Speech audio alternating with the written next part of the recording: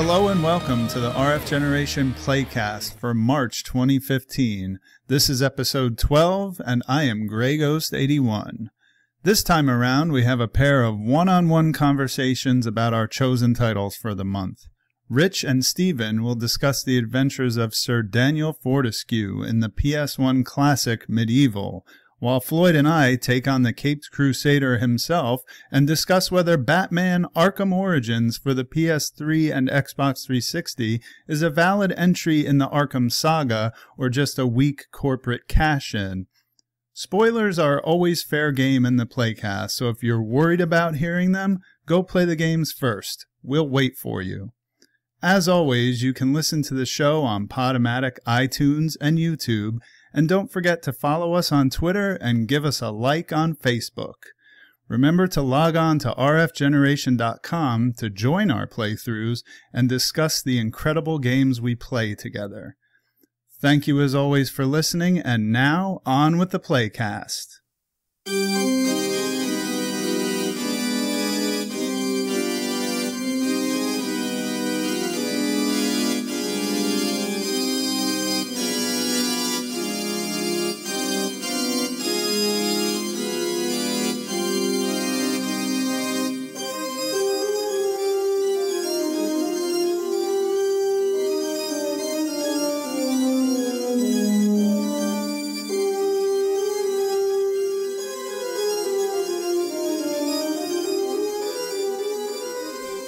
So hello and welcome to the March 2015 edition of the Retro Podcast.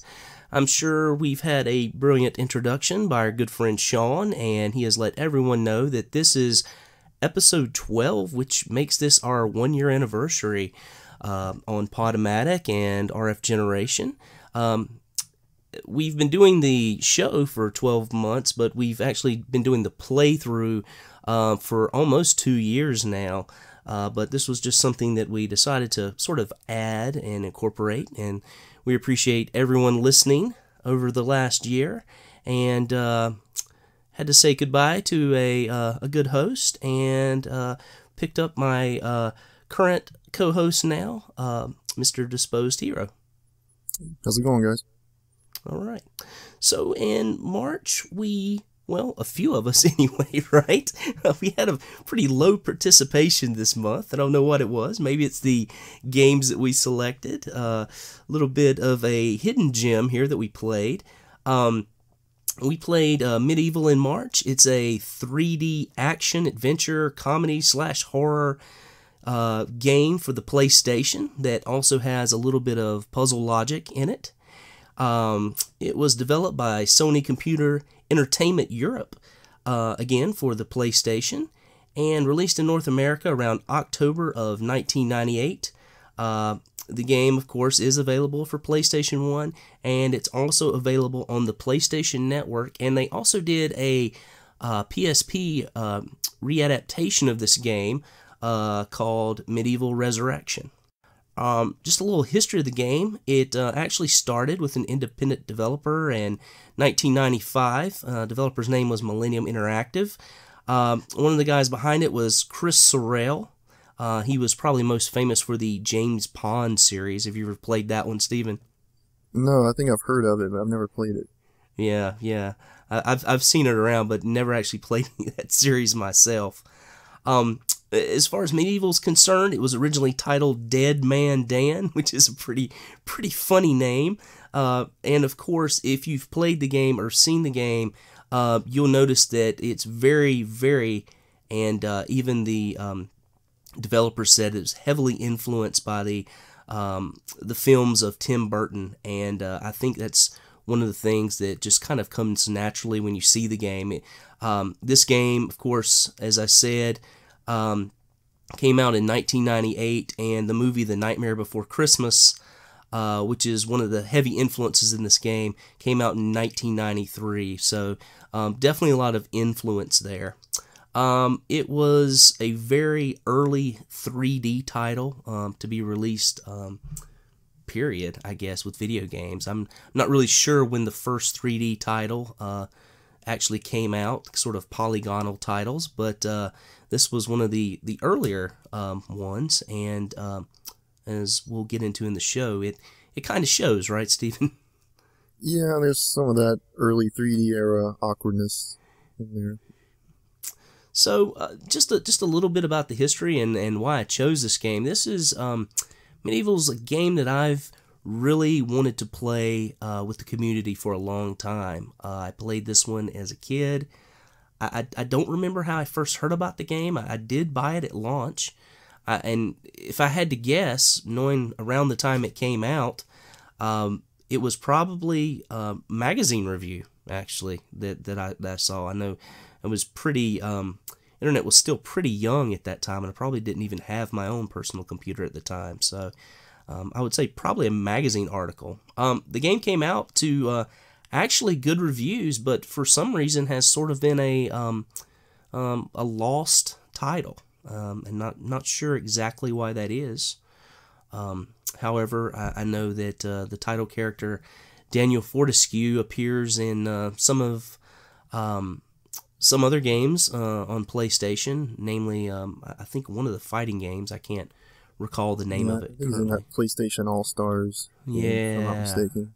Yeah, something of that nature. But yeah, again, this was just sort of that game that I was most looking forward to sharing. A little disappointed I didn't get to share it with a lot of people, but of the few people that I am getting to share this with, and even if it's just one person, I think it really makes you feel good to know that people are always, or will enjoy a game that you recommend, and I'm pretty sure that that's maybe the case here, but I guess we'll see.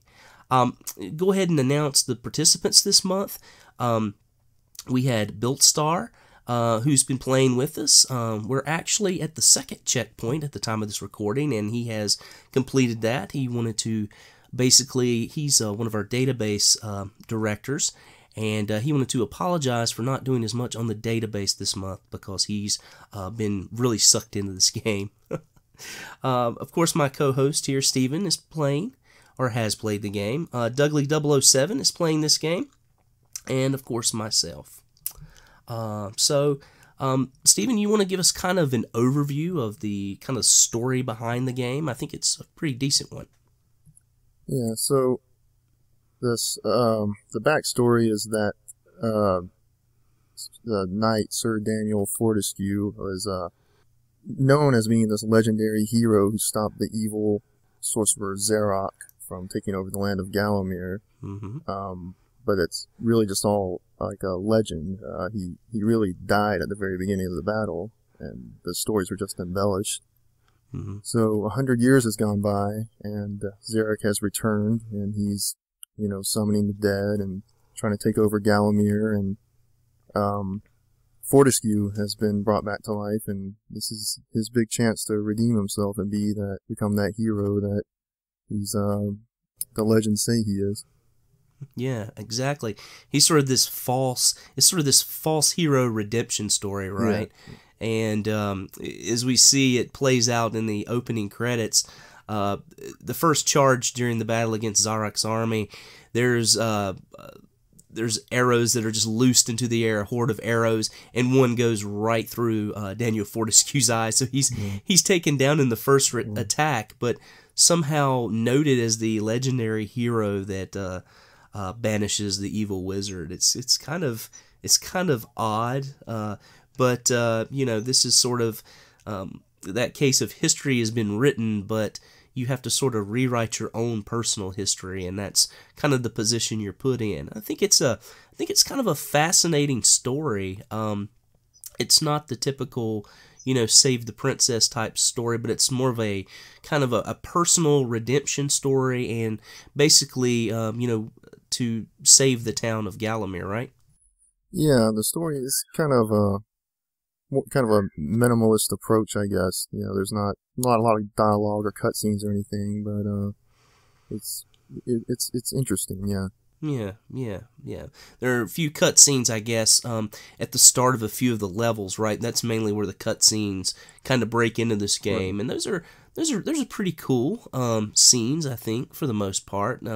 Very ominous kind of start to the levels, usually where you're kind of walking up on one of these very distinct lands that the game is sort of centered around. And we'll talk about some of those areas as we go through this.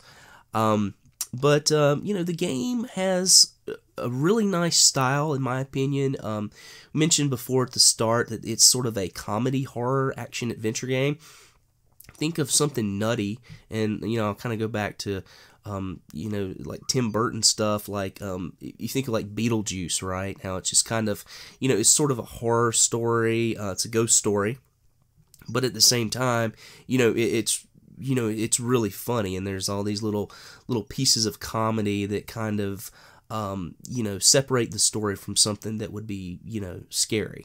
As I mentioned before, I think on the forums, I've been playing this with my kids, and they're 3 and 6 years old, and they think it's just really awesome. They think it's just so funny, a lot of that sort of comedy. I just kind of wanted to talk about comes from the sort of the gargoyle head statues that talk to you. Some of the people in the Hall of Heroes, and there's actually some pretty decent voice acting in this game. Yeah, I was surprised by that. This is not too long after games like Resident Evil came out, which are just notorious for their terrible voice acting, and we have this game, which is actually pretty decent. Yeah, I'm not sure what kind of accent they're going for, sort of a medieval, sort of Scottish accent, Yeah, but it reminds me a lot of the game Fable, if you've ever played that. I have not. I own that game, but I have not played it. The voices remind me a lot of that game. That would be a good playthrough sometime, hint, hint. I think it's been mentioned before by our crowd. It's suggested. Yeah. And when you go into the Hall of Heroes, there's, of course, different voices in there, too. There's some voices that sound very Russian, some that sound maybe African, these heroes that are from, different walks of life and different places. And so it makes for an interesting game. But one of the funniest things about the game is how the gargoyles and even the people in the Hall of Heroes, they know Daniel Fortescue's secret, right? And so they're always kind of goading him and kind of chiding him and, think that he's completely hopeless. Yet they're willing to, help him out for the sake of saving the land as they're sort of Obi-Wan Kenobi, if you will, right? Yeah, it's kind of funny. By the end of the game, at the beginning of the game, they're just, they have no faith in him. And then at the end, they're like, well, maybe he actually will do it. That's usually, and that's like at the last level. I mean, you're really getting no, compliments for anything you do, and you're just going like, man, did you just see all those crazy jumps I just did? So, I guess that's going to segue us really nicely into talking a little bit about the gameplay. As I mentioned at the beginning, this is sort of an action adventure game. It has some platforming elements, right? It's got some puzzle elements as well, and the controls on the game, it's put in nicely, they're tedious. I think some of the controls are well done, but I think the sword play and things like that are fairly well done for a 3D game, and trying to wrap around things like zombies as you run and swinging. You can kind of hit things on the run. It's kind of nice. But some of the other controls are, like I said, a little rough, right? Yeah, it takes a little getting used to. Games have come a long way in the last, 15 or so years, and it's a little rough around the edges at times. Yeah, jumps are they're a little tough, and it's not just, some of the jumps are pretty far apart, and you have to hit it just right, and it seems like there's a little bit of a delay in the jump, and I know a lot of times I was probably hitting the jump button a little too early or a little too late, and there's a very, very fine line in terms of error right? That you have to press the jump button in, especially if you're trying to run and jump, at the same time. Another one of, I think, complaints that I saw about the game and the people who are playing it are the camera controls. They're a little rough, of course, compared to today's standards. I didn't have a lot of problem with them. I think some of the areas where the walking's a little tight, especially some of the lake areas where you can fall off and fall in the murk, and of course when you do that, you lose a whole life bar. I think it's tough there sometimes, and I found myself trying to adjust my camera and just nudging on my gamepad. There were. It kind of depended on the level or the environment. Like some places it wasn't bad, but others I feel like I was constantly fighting with the camera to get it positioned the way I wanted it. Yeah, and especially on the camera was a big factor on the platforming sometimes, and trying to make those precise jumps. Yeah, completely agree. It is sort of a rough game, and is in those aspects, like we said. However, I think it's one where it's worth kind of trudging through those faults to actually finish the game and play the game. And I feel like, as aggravating as it is, I always had that one more time feeling. Okay, one more time. Let's, I'm ready to go nuts. I'm ready to throw a controller. This is driving me crazy. I was right there at the end, and I missed this jump like 4 times and had to start the whole level over. But at the same time, I kind of always feel like, well, I'll give it another go. It's not the kind of game that I put down. I'm not sure what the reason behind that is, or if you felt the same way about that, but maybe I'm on my own here about that. No, I felt the same way. I did have a couple of moments where I threw a controller and rage quit, but yeah, I would come back to it like 5 or 10 minutes later just because I wanted to take another crack at it. I always kept coming back to it. Yeah, and I think it for me at least, I think it's a little bit the way the game is designed proportionally. I think the levels aren't exceedingly long, but they're long enough, if that makes sense.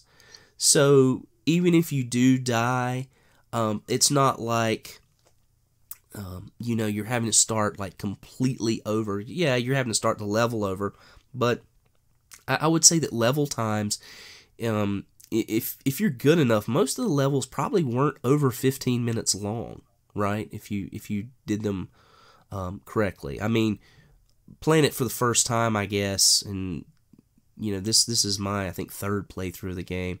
Of course, I know a lot more about the game and know where stuff's located, but once you kind of figure out where things are located and figure the puzzles out, the average level times are probably anywhere from 12 to 15 minutes, I would say.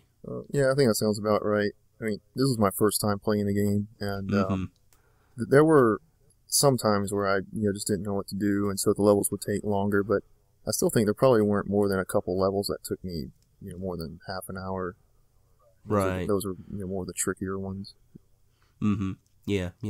And just something else to mention at this point is the game is nice because once you complete a level, you can save at any time, right? Yeah, you save any time on the overworld map screen.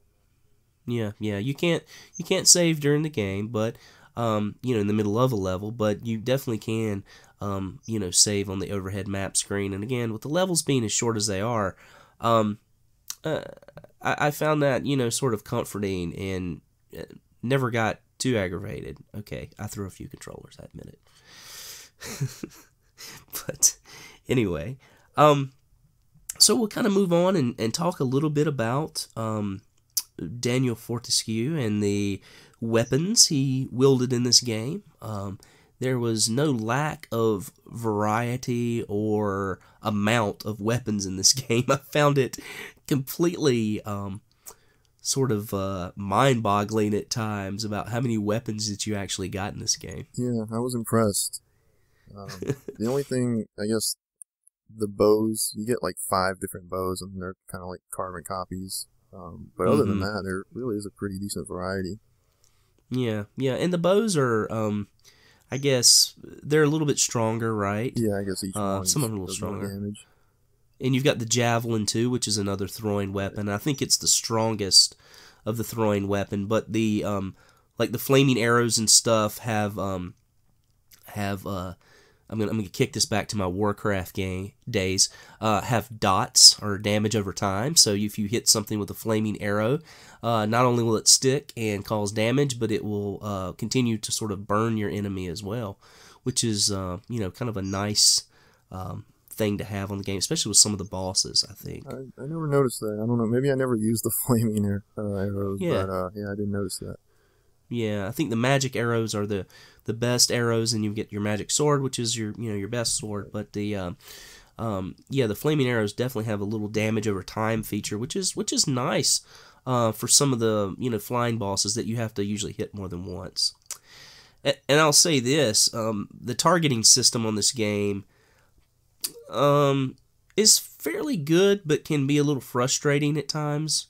Some of the flying demons and things like that. They just kind of are a continuous motion, so it's really hard to like target them. It's sort of an auto target, right? There's this little squiggly green line that just auto targets. Yeah, I didn't even notice that that's what that was until at least halfway through the game. I don't think. But I wish. Yeah, it would have been nice if this game had like a lock-on feature. Yeah, it would. I think that's something that they definitely could have added that would have made this game a lot cooler. Other than swords and bows, you've also got, of course, you've got crossbow, throwing knives, and other throwing weapons. But you also have like a hammer and a club. The hammer is the Warhammer is sort of the tougher version of the club. But with the club, you can actually light the club on fire and carry it around, and it'll stay lit for a little while, and that will actually help you solve a few puzzles in the game, which is kind of cool, kind of nice that it does that.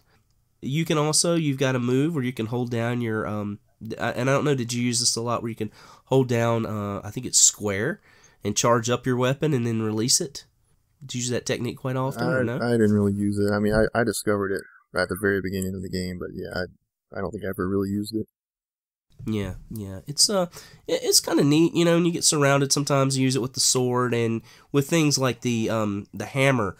I used a hammer a lot in the optional anthill level, and that hammer really does some really good damage to those ants, which are kind of tough to take out. I also used the hammer a lot in that level. Yeah. Let's see. There's also shields in the game, which are pretty cool. There's 3 different kinds: a copper, I think, silver or iron, and then there's a gold shield. The shields are neat in the way that as you use them, they have a certain percentage, and then if you use them up, they go away, right? Yeah, they'll break. Yeah. I used this shield some. I found it like on levels where like they're, especially the pirate ship, where there's a lot of cannonballs and stuff. If you're just walking, you can even be walking sideways and hold out the shield, and if a cannonball hits you, you won't take damage. Your shield will just take damage. And so that was a good way to make it past some of those tighter levels where, you can really conserve a lot of energy doing that. I would use the shield a lot on just if there was if I knew I was going to take damage somewhere or something was almost unavoidable, then yeah, I would use it. But other than that, I guess I didn't really use it a whole lot. Yeah, same here. I mean, it wasn't something I used a lot. I felt like, there were some enemies that shot projectiles at you, but you could kind of run and, dodge and get close enough to melee, and, you were fine. You didn't really need the shield that much. So, but, still a nice thing to kind of have in the game, I thought, anyway. How about weapon power-ups? Did you buy any weapon power-ups from any of the vendors or anything like that? I think the only one I remember was you could power up your broadsword. Mm-hmm. The enchant, I think right. It was. Yeah. And I did buy that while I was using the broadsword, but after I got the magic sword, it was I didn't use the broadsword anymore. Yeah, it was a strange thing. I thought, again, you get a percentage. You start at 100%, and of course that number goes down. And I didn't realize it till this playthrough. I thought what you could do is you could enchant your sword, and then you could pull out another weapon and use it, and your sword or whatever would stay enchanted. Well, that's actually not the case. As long as you have it enchanted, it works on like a timer. So, it's not based on use or how many things you hit. It's based more on timing and how long you only get a certain amount of time for it to stay enchanted. So I thought that was fairly neat. Again, I didn't use it that much, and I honestly can say I didn't use the vendors that much. I mean, I would restock some, but I feel like you get kind of a plethora of gold in the game, that goes sort of unused. Gold's not a very rare commodity in this game, if you will, right? Yeah, I found that the vendors didn't really have a whole lot to buy anyway. Yeah. So, I just didn't really need a lot of what they had most of the time. Yeah. It was a nice feature, but again, I think something that could have maybe been utilized a little bit more in the game. Of course, there are special items in the game as well. These were sort of items. I'll mention a few of them, not all. The Witch's Talisman, the Shadow Artifact, the Dragon's Eyes, the sheet music. These are just kind of things that you pick up during the game to interact and sometimes start certain events, right? Or mainly to start certain events or get to different areas with some of the keys and the sheet music and stuff like that. Those are like quest items. Mm-hmm. Did you have any problems figuring out where to use those items or being your first playthrough? I don't think so. I'm looking through a list of the items now, and I don't think I really had any problems with that. Mm-hmm. There was the Shadow Artifact and the Shadow Mask, and I remember having that Shadow Mask in the Enchanted Forest and trying to run through those lasers, and I was like, oh my gosh, why do I keep getting hit by these lasers?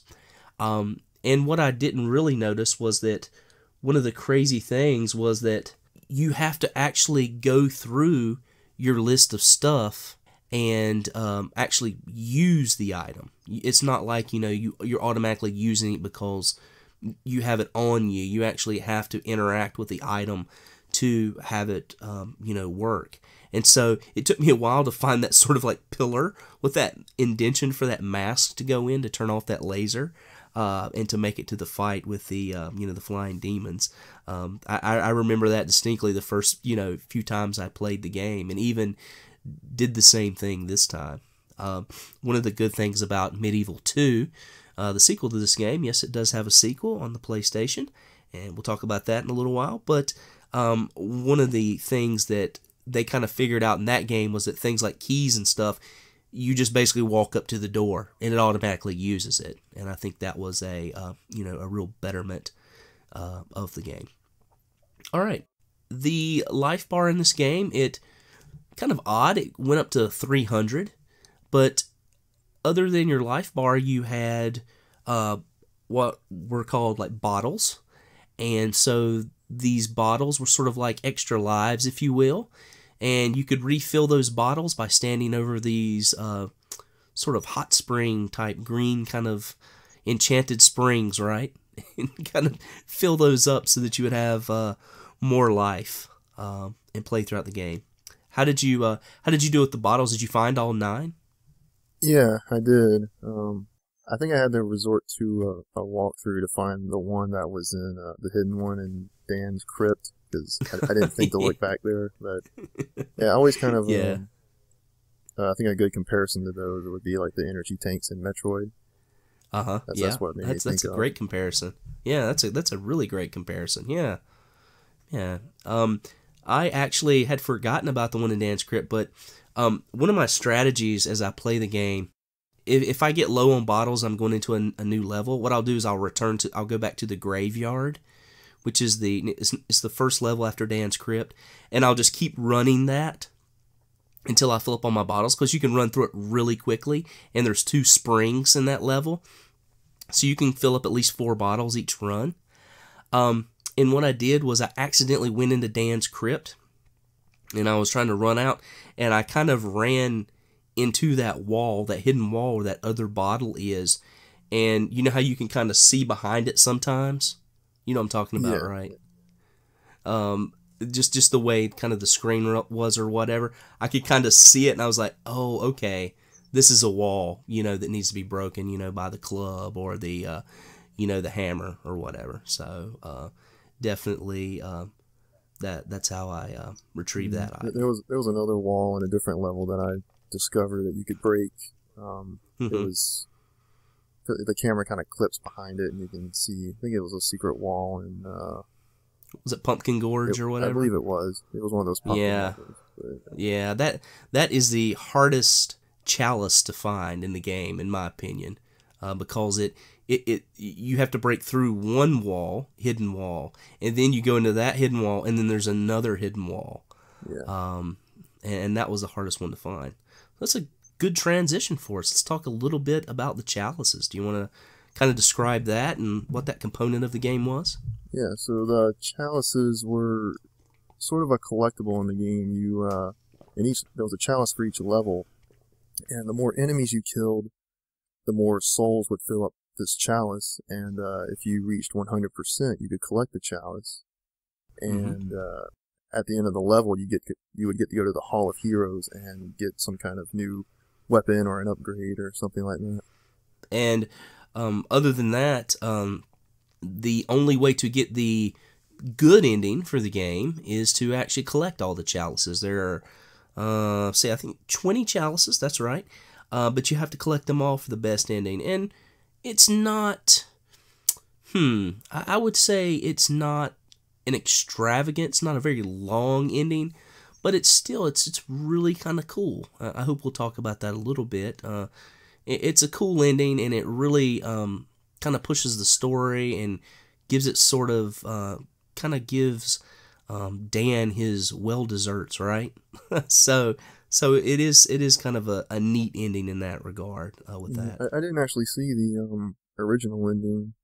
I was sure to get all the chalices, so I saw the good ending. So I don't know how different they are. Okay. Spoiler. Right. The only difference in the good ending and the not so good ending is that in the good ending, in the not so good ending, you just kind of go back to rest. Okay. In the good ending, you get that final cut scene at the Hall of Heroes. Okay, that's pretty much what I thought it was. Yeah. So that's the difference in the two endings. Did you? We actually set up some achievements for this game, or I set up some achievements for this game. I thought the game played well to some achievements. There was a few kind of side quests and things like that. The first was the Anthill. That was a just kind of a side quest. I don't think it was one that had to be done to actually finish the game, but kind of a cool side quest nonetheless. Did you have any problems finding that quest or knowing what to do when you came up upon the cauldrons? No, I found that witch's talisman early on, and I didn't know what it was used for at first, and then when I saw that cauldron, I tried using it, and that's how you activate that side quest. Right, and you actually used the talisman, I think, one other time during the Pumpkin Gorge, the Pumpkin Serpent, Pumpkin King quest there. I've heard it called Pumpkin King, and I saw it as that, and then I heard it called Pumpkin Servant, and I was like, maybe they were trying not to get sued by using Pumpkin King, which is a reference, of course, to Nightmare Before Christmas.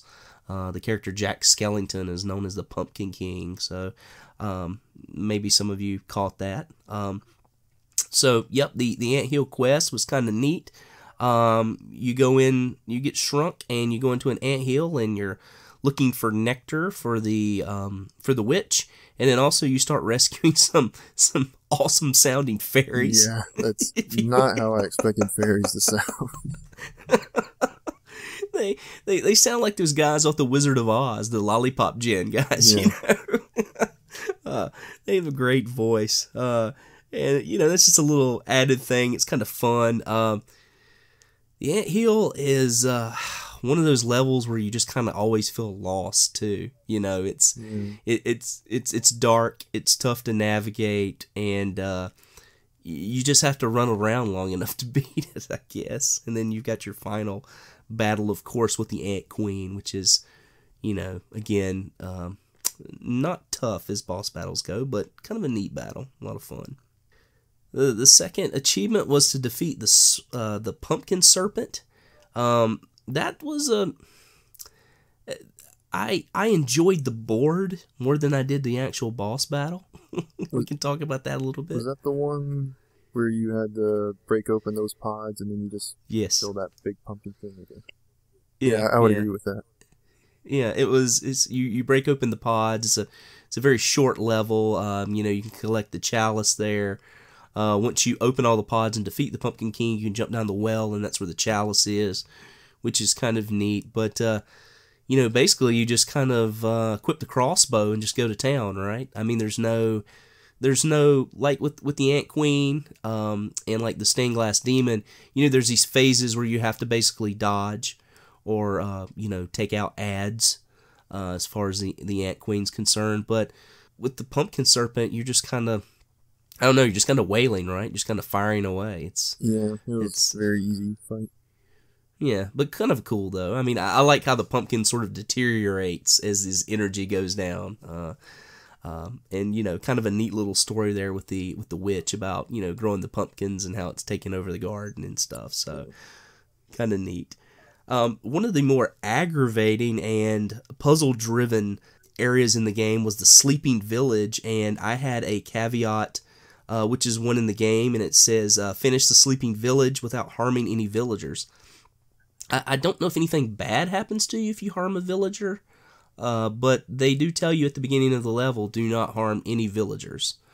Were you able to complete that, or? I think so. I guess you don't really get anything for not harming the villagers.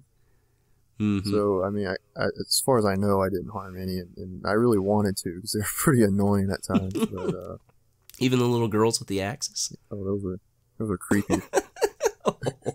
Super creepy, the little noise they make. I can't remember what it was like, la la la la la, or something like that.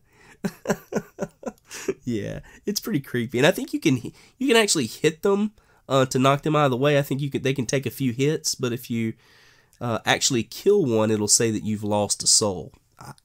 I don't know how that harms you, but in the game, but maybe one of our listeners can tell us or fill us in on that if they happen to know. Number 4 was summon and defeat the dragon. Again, did you have any problems with that, figuring out how to summon that, or was that fairly obvious to you? Yeah, I went in there in that little cave, and it took me a minute, and then I noticed the 2 indentations on the wall, and knew to put the whatever the dragon gems or whatever they were called. But yeah, dragon's eyes, I think it was what it was. Wasn't it? Actually, yeah, dragon's like eye. That little boss fight. Yeah, little neat. It's definitely different from the other fights. And as the game does so well, there's a lot of lore books and stuff like that inside the caves that kind of give you specific hints on how to defeat some of the bosses. And kind of going back to the Sleeping Village, did you have a chance? Did you actually go into the library? Did you get to read any of the history of the village of Galamir? Yeah, I read through all those. It was kind of neat, and it gave a little synopsis of all the people in the Hall of Heroes. I thought it was just a really neat thing to add to the game, to give it kind of an overall context, and just kind of cool for me. Just it really added something to the game. I know maybe not everyone feels that way as they play, and it fleshes it out a little bit. I actually don't recall anything that I read there, but yeah, it does help flesh out some of the characters and the backstory.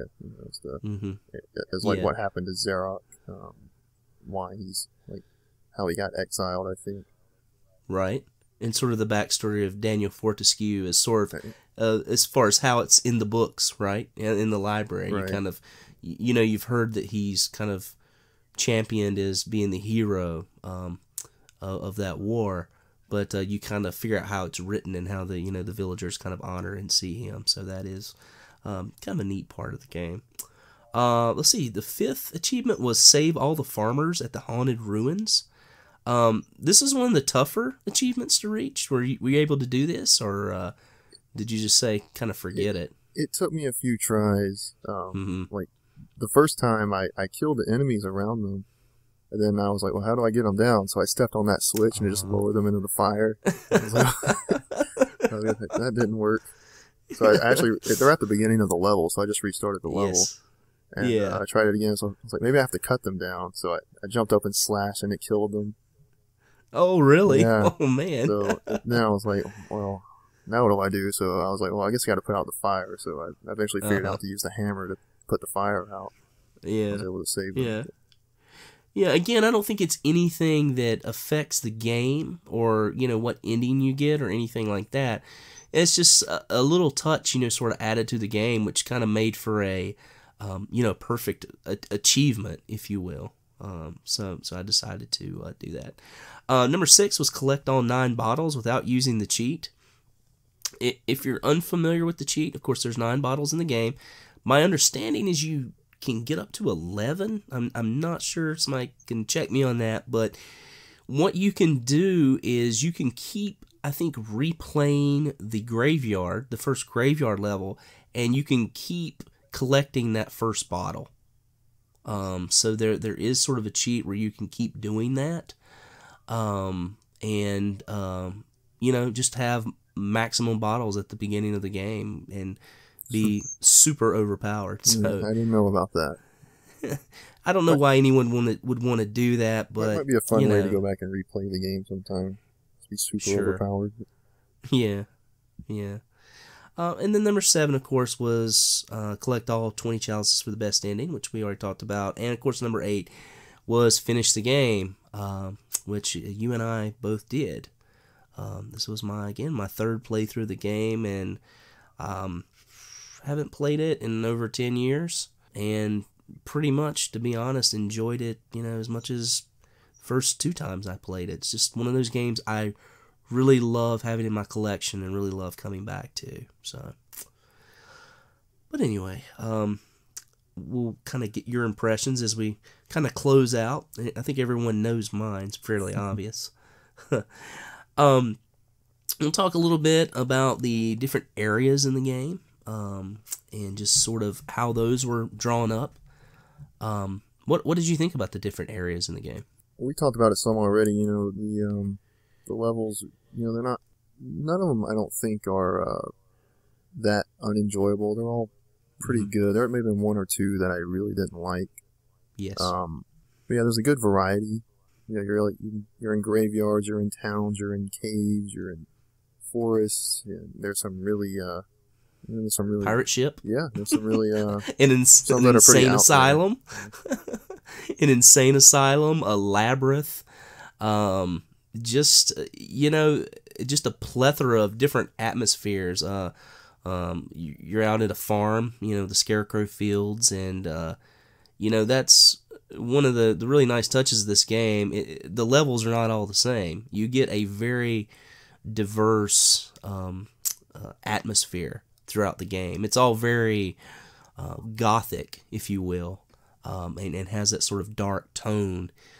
But there are all kinds of different atmospheres throughout the game, and I feel like everything really matches up well. Like if you're playing the Scarecrow Fields, you're fighting scarecrows. You know they're coming. If you're in the Crystal Caves, it's a cave full of crystal. And you're on a pirate ship, right? I mean, everything just really meshes up and I think really blends well into the overall story of the game. I don't think I ever questioned myself as far as why am I at an insane asylum right now, It just felt kind of natural. Maybe I should have questioned that, but it wasn't something that I really, thought. I never thought anything was a big stretch. You felt at home in the asylum, I take it. Maybe so. So let's talk about, you said that there were a few levels that weren't your favorites. Which ones were those? Well, I think what stood out as my least favorite was the ghost ship. Okay. There was some really tough platforming, which we talked about before. Yes. You had those skeleton guys that you really couldn't kill unless you killed, the captain guy, or the guy who was, in charge. They would just keep getting back up. And I really didn't like the boss fight of that level. So yeah, it was tedious. Yeah, so that went down as my least favorite level. Yeah, the ghost ship captain. The boss fight kind of is you have a club, or you use your club and you light it on fire and you fire cannons at the captain who's just kind of walking back and forth. The aiming is super tedious. You just kind of have to get lucky. And every so often, every 20 seconds or so, the skeletons, kind of the skeletons raise back up and you have to knock all them down again before you can start firing on the captain. Just super rinse and repeat battle, right? With no kind of direct aim. Rage quit moments for me. And the thing is, the level's so tough that by the time you get there, because there's some horrible platforming, jumping. I mean, there's points where you're having to jump straight down on the platforms and you can't really see below you. You know, the timing's super off. And so I think that because of that, you get to the end of the level, and of course there's a fill up before you get to the last guy, but of course, that spring only does about 2 bottles. So you kind of get to that fight, and you can take quite a bit of damage from those ads in that ghost ship captain battle. So for that reason, it also made my list of most or least favorite, most frustrating levels.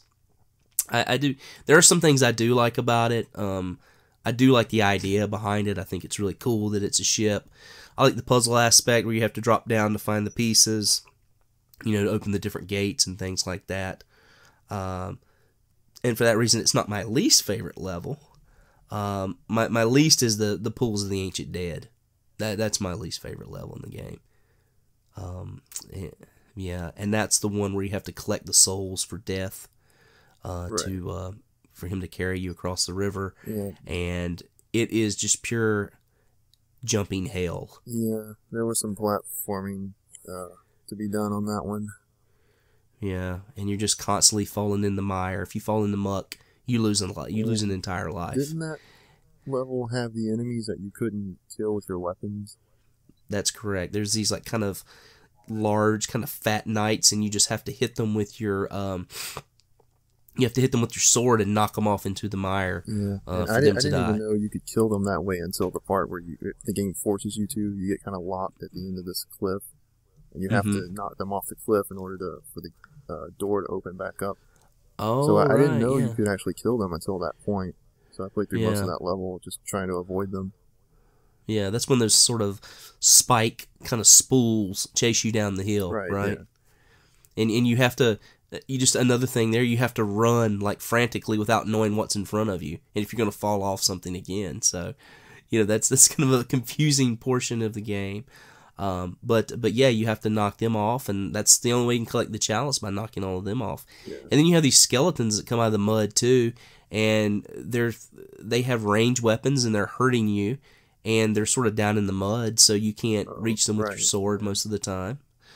You have to use a ranged weapon a lot of times on them, and as I mentioned before, targeting sometimes can be a little difficult. So for that reason, that was definitely my least favorite level. But I would say, for the most part, any level that I had frustration with, or like the least, had something to do with jumping. And as we've mentioned before, I would agree with that. as I mentioned before, that was probably the poorest mechanic on the game, and what made it the most frustrating at times. How about favorite levels? Which ones did you especially like? One that stood out to me was the Crystal Caves, actually. Oh yeah. It's kind of a straightforward level. It's not too difficult. That's where you fight that dragon boss fight that I liked. I actually really like the music in that level. Just overall, stood out to me. Yeah, it's a cool fight. It's where you have the Minotaurs too, right? Yeah. You get the little goblins, the pig-nosed little goblins that carry the torches around and steal your stuff. But you also have the Minotaurs that sort of break out of the crystals. And like you said, it's a very straightforward level. I mean, you find the chalice at the very beginning of it, and you just have to make your way back to get it. Right. And then, the platform, or the puzzle in the game, it's not very hard. You know, you just kind of search everything out. There's nothing really hidden. It's all kind of open, a quick, sort of easy level with a nice little midway through boss fight with the dragon. So yeah, nice level. Any others? Let's see. I know there was something. I like the kind of like the time device, actually. Absolutely, that's on my list. Yep. Yeah, I like that. Just really neat kind of puzzles, you know, with the clocks and stuff, and figuring out how to get past, like the little butterfly gates or whatever it was, and then toward the end having to adjust and move the train to go to different parts. I really wish that train platform didn't have a hole around it. Yeah, but, I fell in a couple times too. Trying yes. But other than that, it's a really cool and very well thought out level. I wonder how you felt about the asylum grounds.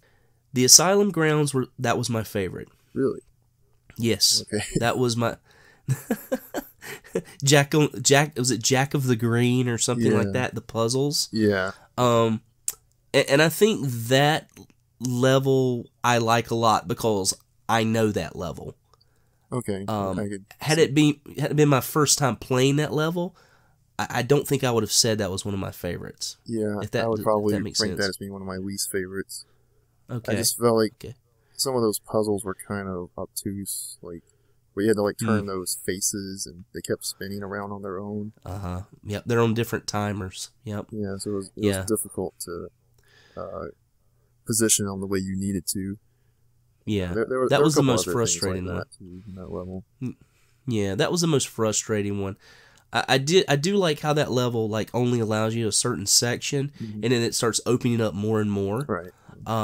You know, the star puzzle. I really thought the mouse and elephant puzzle was really creative. And then the chess puzzle at the end is a no-brainer. You know, that was pretty easy. But I did like the way that the chess pieces move like normal chess pieces, though. You know, so I thought that was really cool. Yeah, I didn't get that. I've never learned how to play chess, so I wondered why I couldn't move them the way I wanted to.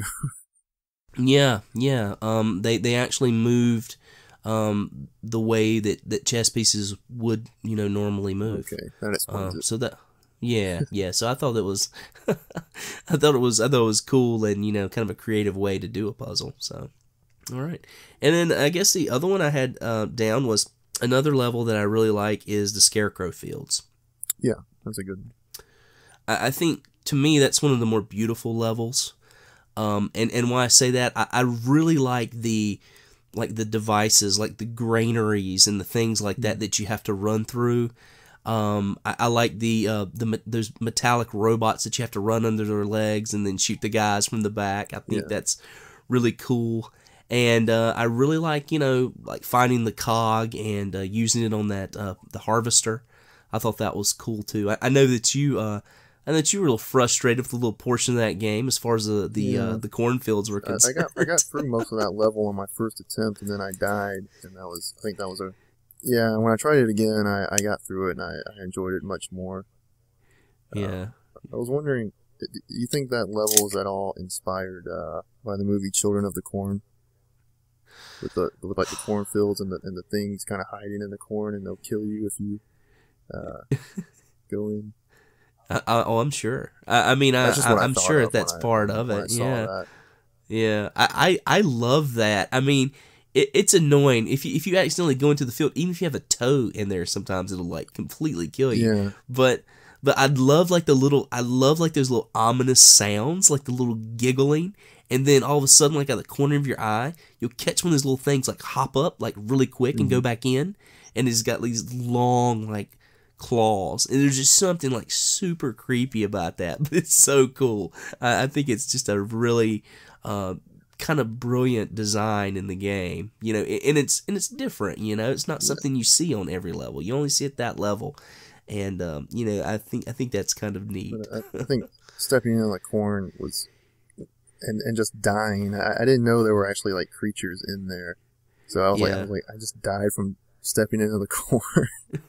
Like, why does that kill me?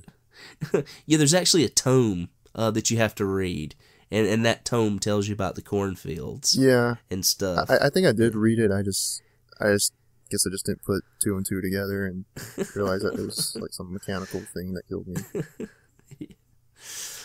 Yeah. So, I guess we could kind of move on a little bit and talk about the enemies.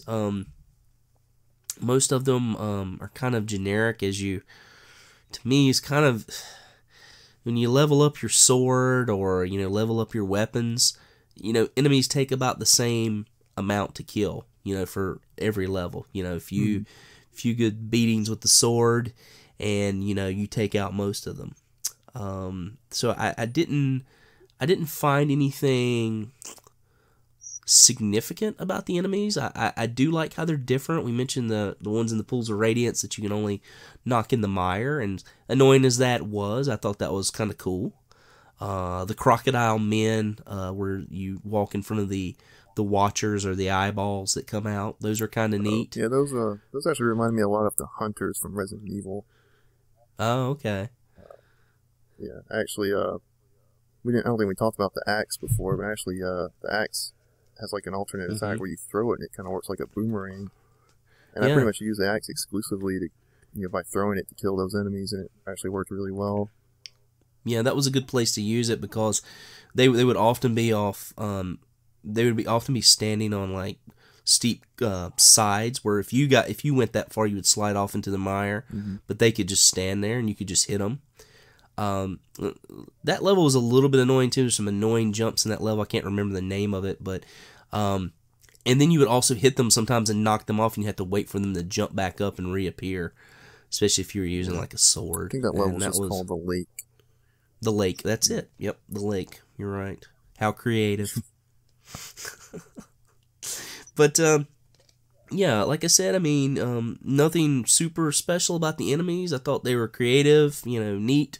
I like the scarecrows. Those are fun too. How they spun around, diverse. But nothing that really stood out or nothing bad about them in any way. I mean, at least in my opinion. The bosses were kind of cool. It was kind of odd. I had written this down, but 3 out of the 8 boss battles were optional. You had the pumpkin serpent. I think that was an optional battle because I don't think you had to go all that way. It was kind of a dead end, right? I think you're right about that. Okay. It was kind of a dead end. The Ant Queen, of course, is optional if you didn't know to use the Witch's Talisman at the Cauldron. You'd probably never find that battle. And then the dragon, of course, was optional. See, I kind of thought the dragon was required because that's where you get the with that dragon armor that lets you walk through fire without taking damage, and I thought you needed that to progress through a certain level, but I could be wrong. Well, there is a wall of fire that you have to have the dragon armor to go through and not get harmed. I'm not sure, you might be able to make it through that, but you just take some pretty heavy damage, and of course you get dot damage from that as well, from the burning. But I think you can get through there. I'm not absolutely sure, but I could be wrong. I think you use that armor at least one other time. It was the level that has a catapult at the end, and you retrieve the king's crown, and you actually the farmers, where you save the farmers. That is the Haunted Ruins. The Haunted Ruins, yes. You actually use it in the Haunted Ruins too, but I think you can actually get by that part if I'm not mistaken. Okay. But again, I could be wrong there. Yeah, I don't know. That was just what I thought, but I could definitely be wrong too. So I guess we can move on and kind of talk about the final battle.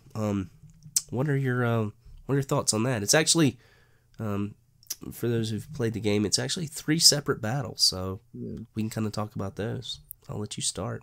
So the first part is these Xerox summons these soldier guys called what are they called?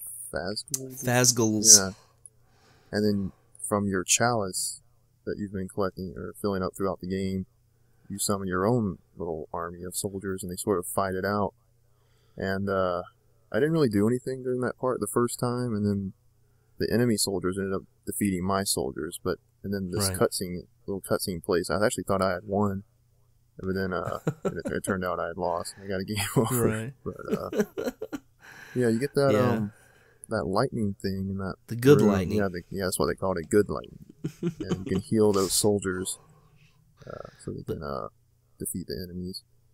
But at the expense of your health, using your life and your health to actually heal them. So yeah, I didn't notice that at first. I was wondering why I was getting hurt, and then I eventually figured it out. But it was draining my health. Yeah, it's an interesting fight. I do like the way they incorporated the chalice into the game. You know, the souls, you know, people coming to your aid. I thought that was a really neat kind of piece of storytelling for that. I think for the game. I think those 8 soldiers are the ones you basically save at the pools of the dead. Huh. That's what I was thinking. Oh, okay. I think that's kind of how it ties together. Oh, okay. You know, I never thought about that, but you are probably right. Yeah, because I think they use the same armor, and I think it's the same number of soldiers that you have to save. So I think those are the guys that help you. Absolutely. Great call. Yeah, it's sort of like, those collected souls, they're kind of odd. They're just kind of these, like, gold helmets, right? Right. Yeah, that you collect and take to, of course, death to get the boat ride. So, yeah, cool. All right. Yeah, it's an odd battle. You basically heal them. They're sort of like a stoplight. Like green means they're good, yellow means they're getting low on energy, and red means you better heal them quick. Yeah. And you know, the longer you press on your attack button, the better they heal. So that entire fight you're just running around. Yeah. And the good thing about that is if you can save them all, you get quite a bit. You get the energy vials. Yeah, that's right. For each one that survives, you get energy fill up. Yeah, which is nice because when you've been using all your energy and then kind of going into that final battle, it's really nice to get that, you know, kind of refill. Mm-hmm. And then the second stage is Lord Craddock is his name. Yeah, I didn't have really any trouble with him, I don't think. That went pretty easy. Kind of running gun, right? Yeah. He's going to chase you? Yeah, the last 2 phases were... I used ranged weapons exclusively for those 2 parts. And I didn't really use ranged weapons a whole lot throughout the whole game, but I had everything saved up. The lightning, all my arrows, magic arrows, and all that stuff. And I just used all that on those guys. Yeah. And, of course, the Craddock is basically just sort of a knight on a horse, and you're just kind of running from him, dodging out of the way, and then just attacking in between when you can. It's it's not a very difficult fight, but kind of a neat part of the game. And then you've got your final fight against Zarok, which is odd to say the least. Yeah, comes on some kind of lizard dragon form. Did you catch the joke about the sheep? Yeah, I raised an eyebrow at that one. Maybe we shouldn't go there. No. We won't spoil it for anyone. How about that? We'll leave something unspoiled. We won't talk about the sheep. You have to play the game to figure it out. Which you can probably guess. Oh, so any thoughts on that battle specifically? It was kind of long because you could only damage him during certain times. Like I think he had to be standing up on his hind legs or something like that. Yeah, I don't remember exactly, but yeah, most of the time he was invulnerable. There was just a lot of running away and waiting for him to open up. Yeah, just continuously just running blindly forward. Right. And then, him just coming up behind you. He has this phase where he has this giant energy field, which is just kind of annoying. You have to run from. But really, like you said, I mean, you basically just use ranged weapons when he stands up on his hind legs. And, it's not a great final boss battle. It's more of a tedious boss battle. But, it's cool. And even when you beat him, he's not dead, right? He has his final scene. Yeah, but then some big rock falls on him and squishes him, so maybe that killed him. Exactly. Maybe. You had to play part 2 to find out, right? I guess I will. So, we'll kind of move on from the enemies and talk a little bit about the music. As I mentioned before, this game is sort of an ode to Tim Burton, and I kind of feel like the music for this game is no exception. And you had a really good thing that you a good way to describe the music, and I'll let you talk about that. You know, it's just music it's actually really good. It's just very subtle and atmospheric. It serves the game really well, but I didn't find it to be memorable because it doesn't really have a lot of those like catchy melodies that a game like Castlevania or a Mega Man would have. But it's still really good. It's more of in an atmospheric way, I guess. Right. It's not the kind of music that you would say, "Oh, I want to go out and buy that CD and listen to it," right? Yeah. Because it's very like subtle. It's very kind of dreary. It's not very epic. It kind of fits very well into the background of the game, and it meshes well, with the atmosphere, with the story, and there's something to be said about that. I mean, sure. I mean, I feel like if you're kind of going for that Danny Elfman, if everybody knows, Danny Elfman was the guy from Oingo Boingo who Tim Burton uses for pretty much all of his films to do the music.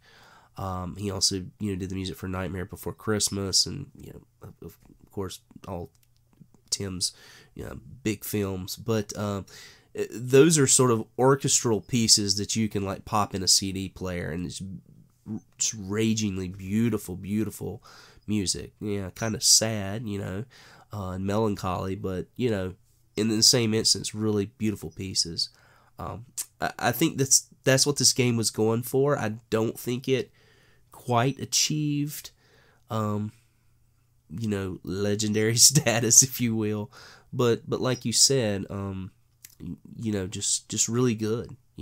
Good music, but nothing to write home about, I guess. Right? Yeah, that sums it up for me. Yeah, and I'll just kind of point this out that the music was by Paul Arnold and Andrew Barnabas, and they're more commonly known as Bob and Barn. They also did the music for Broken Sword 3, Kung Fu Chaos, and Neverwinter Nights 2, Storm of Zahir. And just to kind of point that out in case some of our listeners are maybe familiar with some of those titles and the music in them. So one thing I wanted to kind of talk about, your opinions of the game, kind of how you felt about it, kind of where you stand, being someone who played it for the first time. And so I just kind of wanted to give you the floor on that. Yeah, I think at first glance, this game seems very kind of unremarkable, at least to me. Even I think up till about the first checkpoint, I really wasn't feeling it all that much. I feel like if this game hadn't been a community playthrough, I probably wouldn't have finished it. I think I would have given up somewhere in those first few levels. Okay.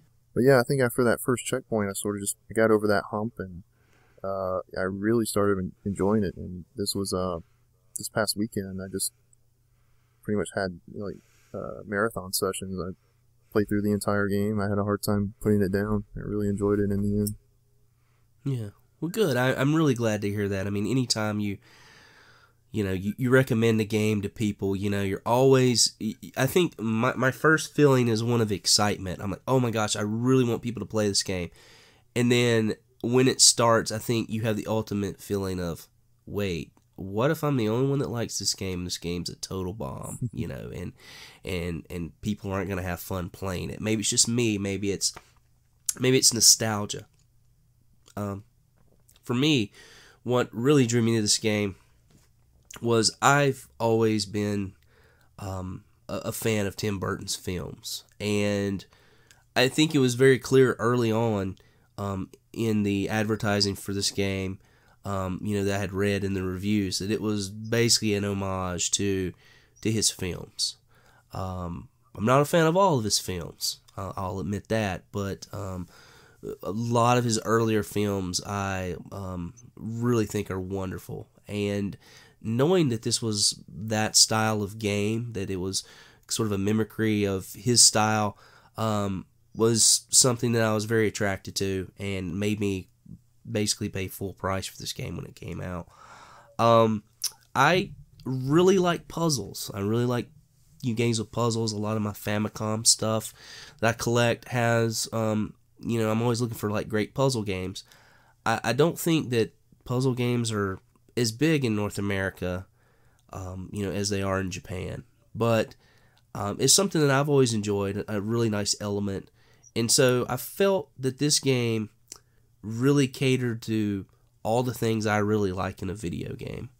And I really still do. I think you're absolutely right when you talk about how the beginning of this game kind of starts out slow.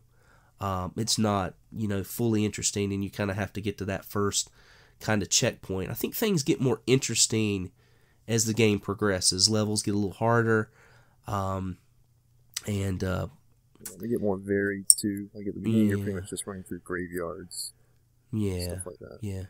Yeah, I agree. A lot of the intro levels are very similar in style. I still think that boss battle with the glass demon is one of my favorites of all time. It's not an exciting battle. It's easy, but I love the way the guy kind of creeps around and it just sounds like broken glass when he steps. And then that final scene when you take him down and he falls to his knees and then he falls completely over and just shatters across the floor. Yeah. I thought that was one of the coolest moments ever in a video game when I was younger. Yeah. And I guess, this was 98, I said. I would have been junior, first year senior in college. First year senior. Yeah, I think I was in middle school. So to me that was just a really cool part of a game, and taking down that boss, I think I was just like, I'm hooked. I think that moment was kind of the hook for me. But really glad to share this experience with you and a few others, and I'm really glad to hear you enjoyed the game. That makes me feel really good. I'm not 100% sure, but I think I actually played a demo of this game back when it first came out. All the game magazines used to come with demo discs. Yes. I do believe this game did have a demo. Yeah, I'm pretty sure I played this on a demo, and I guess it just didn't grab me back then. And this is a game I don't think I ever would have played outside of the community playthrough, and now I think it's one I might revisit every few years or so. I think it is. Yeah. I think it really is a nice hidden gem for the PlayStation. Well, good. I'm glad you feel that way about it. That makes me feel really good. So you've probably played more of the library than I have. I've played some of the PlayStation library. Actually, I've played a good deal of it, but action adventure sort of platformer games like this are something I haven't played a lot of, and I wanted to get your take on sort of how it compares to other sort of action adventure games or platformers of that era, the PlayStation era. And we could name a few and maybe go about it that way. Honestly, I don't think I've really played a whole lot myself either. I think 3D platformers were never really my thing. Like, I never played like the Spyro games and things like that. I mean, I remember playing some like Crash Bandicoot, but it's even though it's kind of a platformer, it's still so different from MediEvil. I think it's hard to compare the two. Yeah. What was it? Croc, I think, was one, and I've never played that one. I guess one game that comes to mind is like Tomb Raider, and I do think control-wise and camera-wise, I think this game is better than Tomb Raider. Even though my experience with the very first Tomb Raider is very limited, but that's just mine as I well. Remember it. But I'm probably not the best person to ask on that, because I haven't really played a lot of those 3D platformers myself either. But, I mean, there was like games like Resident Evil as well, that were sort of that, 3D platforming, but it wasn't, those games, you didn't do any sort of platforming as far as jumping, you know what I mean? Jumping. I think Resident Evil Metal Gear Solid, a little more straightforward in that way, at least, in as far as gameplay goes. I guess two games that kind of reminded me of, did you ever play Nightmare Creatures? I know of it, but I've never played it. Okay. It's sort of that same thing, sort of platformy, bad jumping mechanic, kind of 3D, Gothic style. It reminds me of that a bit. And the other game it reminds me a little bit of is Legacy of Kain, Soul Reaver. I don't know if you've played that one either. I think that might be another one that I just played a demo of. But yeah, I think that's probably a very good comparison thinking about it. Even though I don't have much experience with that game, but sort of that same atmosphere, right. like undead thing, puzzles and that thing to figure out. But I would say like games like Legacy of Kain are much more serious. The right. puzzles are more serious. You're not just finding runes and throwing them into a matching colored hand like you do on MediEvil. So I do like the challenge of the puzzles in MediEvil, but I also like the fact that they're not overly difficult. Like you said, you even figured out how to use the witch's talisman. The dragon's eyes and things like that. I mean, it's there's puzzles in there, but they're like I said, they're subtle. They're not overly difficult, and I think it makes the game kind of refreshing and fun. And I think it, in a way, kind of stands out on its own as far as the other sort of 3D adventure games of that time. And for that reason, it's again, I just think it's a great game. But yeah, I'm not like I said, I've never been the biggest fan of like 3D platformers, but I really enjoyed this game, so I think that says something. Yeah, I'm the same way. It's one of my biggest complaints and gripes about the N64 and the things that I don't like is just I really dislike the 3D platforming on that system. And for me to like you said, for me to like something the way I do MediEvil, that kind of says a lot about the game. I thought it's well put together and just really well done. Kind of stands the test of time for me at least. Just kind of some final closing thoughts. I just wanted to mention that this game was sort of rushed out. Surprise, surprise. I think we hear this more and more games we play and the more research we do. Games like Kid Icarus were rushed out, but there was actually some additional levels they wanted to do. If you remember from the game, there's this little worm that pops out of his eye every once in a while, out of his skull. Mm-hmm. Do you know what I'm talking about? Yeah, I remember. You remember that? Apparently what they had intended to add to the game was a level where you actually controlled that worm. It did some sort of, I guess, puzzle solving or platforming, which would have been interesting. I don't know how that would have fit. Yeah, I'm trying to imagine how that would have worked. I don't know. But I did want to mention it. And we've also talked a little bit about the sequel. I know Steven has gotten in touch with me, and we're trying to find him a copy of MediEvil 2. If I can find one at a good price, I will surely help you out and send it your way. Yeah, no problem. MediEvil 2, I guess the sequel was released in 2000, 2 years after the original. Just to kind of give you just a short plot summary of the game. I won't give any spoilers away, but because I know you hadn't played it. But what happens is Zarok's spellbook is discovered by an evildoer in London. This happens I want to say 500 years later from the original game.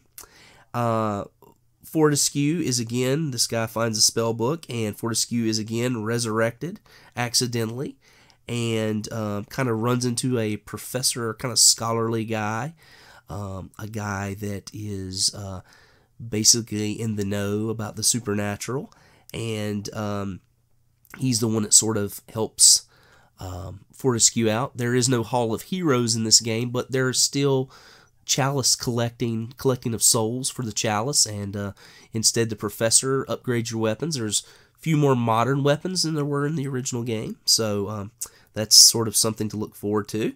I will tell you this, Mr. Fortescue has a love interest in the game this time around, and you also get an appearance by Jack the Ripper, which is a sort of small subplot in the game, and it makes for an interesting bend in the story, which I won't give away, but sound interesting? Yeah, I actually right after I finished the first MediEvil, I went on YouTube and checked out a little bit of gameplay of the sequel just to see if it was, pretty much the same game, just more of the same, really. But yeah, I found out that the game actually takes place in London in 1886, which is just like another recently released game made by Sony.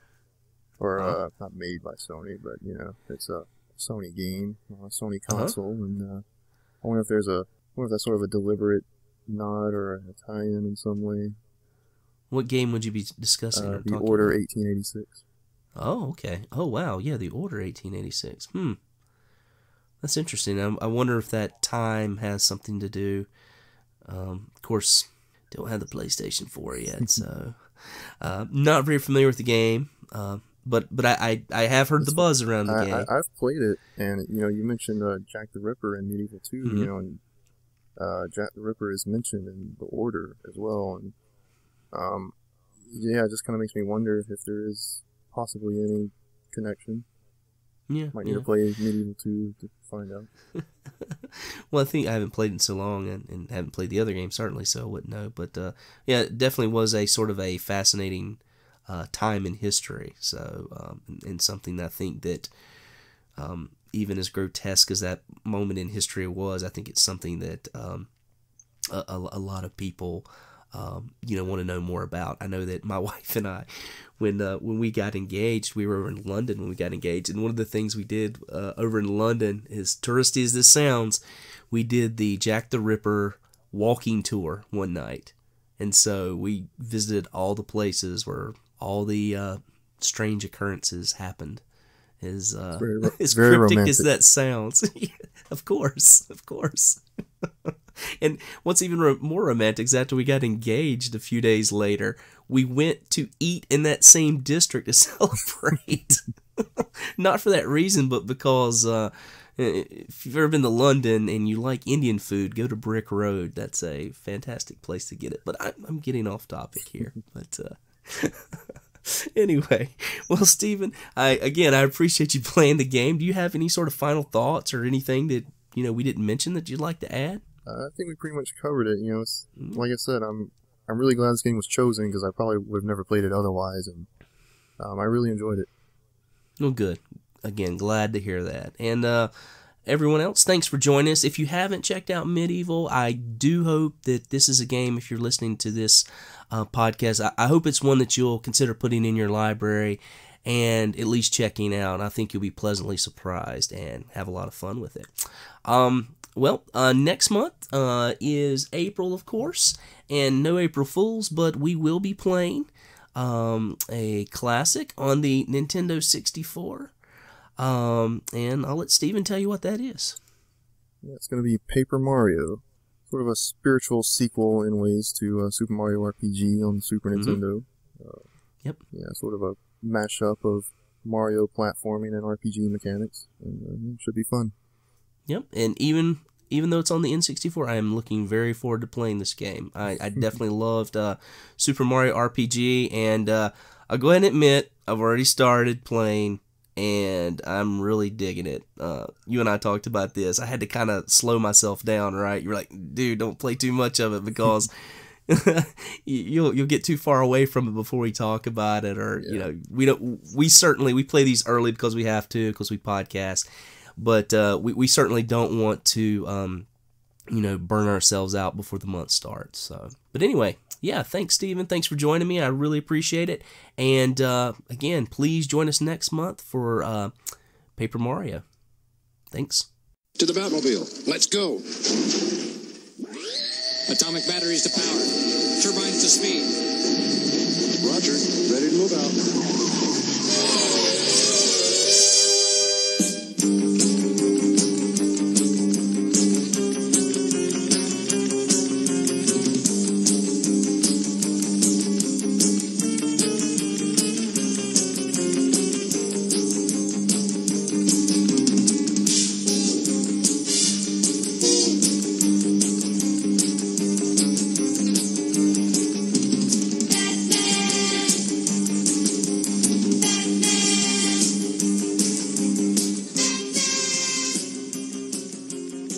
So I've had this pretty much a long time obsession with Batman, actually. I remember my father took me to see the Tim Burton Batman movie in 1989 when it came out for my birthday.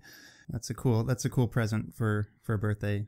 Yeah, it's a memory that is very special to me, and a movie that is still one of my favorites to this day. I love that movie. I think in many ways it doesn't really hold up, but I can probably quote the whole script. It's just one of those kind of movies to me. So, and I used to collect comics, and I think like a third of my collection was Batman, and I just love Batman. So I was a big fan of Arkham Asylum and a big fan of Arkham City. And I was really excited to play our game for March, our modern game for March, which was Batman Arkham Origins. So, Floyd, have you played Arkham Asylum and Arkham City? I did play Arkham Asylum back in 2012 or 2013. I think that was when Krabby was still involved in these things. That's right. I actually forgot that one of our earliest playthroughs before this was a whole team thing. Before it was official, Right. Krabby just throwing out games for people to play together. Mm-hmm. And Arkham Asylum was one of those early titles. That's right. And that was fun. That was my first Batman game. And I don't have as rich of a history with the franchise as you do, but I remember watching the animated shows as a kid, sorry. And like when the Dark Knight series came out, I watched all of those movies. So even if it's not something as near and dear to me as it is to you, I still have a lot of appreciation for Batman. So yeah, like I said, Arkham Asylum was my first game, and I was really impressed by it. I thought, it's just going to be a superhero game. So what can I expect out of it? Just, probably decent combat and, like superhero, machoism, but it didn't really have any of that. I mean, it had good combat for sure, but it was just a fun, romp. Right, and just to clarify, you have not played Arkham City, the second game in the series? No, I have not. I've only played Asylum and this. Okay, I would highly recommend it. Okay. Just based on liking Asylum, and I know we both have like relatively positive feelings on Origins, which we're about to talk about. Yeah, I would highly recommend to you and to pretty much anybody who likes video games to go play Arkham City, because it's amazing. But we're here to talk about Arkham Origins, which again was our modern playthrough game on rfgeneration.com for March of 2015. So I just want to give a shout out to all our participants for the month, which was myself, Floyd, who I'm speaking to right now, Rado, who was a really in-depth participant and shared a lot of information about the game. So I wanted to send a special shout out to Rado or however he pronounces it.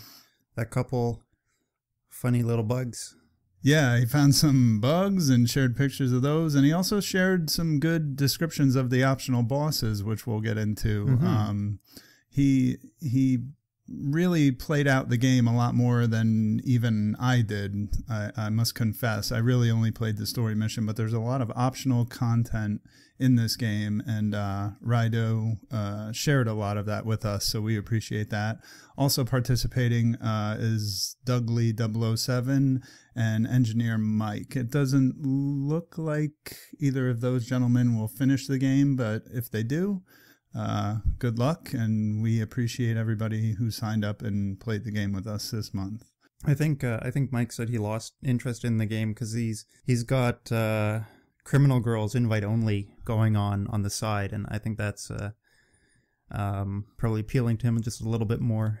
Yeah, I don't have any comment on that because I don't know anything about that game, but I can identify with wanting to play a sexy anime-based Vita game over anything else at any given time. So I think, yeah, if you said, you want to play this quirky, niche-y type game, I'll go for it. Right, exactly. So, but that's where we are. So Arkham Origins was, it's the third game in the Arkham saga. And I'm reluctant to call it a trilogy because what happened was the developer Rocksteady Games made this great game called Arkham Asylum, which kind of just burst onto the scene. And then they followed it up with the sequel, Arkham City, which was everything that was awesome about Arkham Asylum, just 100 times better. Like, they improved on it in every way. It's everything you want from a sequel. And then Warner Brothers decided to basically make another Batman Arkham game, but Rocksteady was not interested at the time. So what is it? Because doesn't Warner Bros. Own DC at this point? Right, they own the IP. So okay. they kind of had dibs. Right. So they're looking to hopefully not annualize, but at least, cash in with another sequel. And that's one of the things. Again, cash in is kind of a buzzword, and we're going to talk about that. Like, is that really what this is? Right. But just to clarify, this game was not developed by Rocksteady, who developed the superb first two games in the saga. This Origins came out in October 2013. And, it's generally regarded as a decent game in the series, but nowhere near as good as the first two, and doesn't really innovate or improve in any way.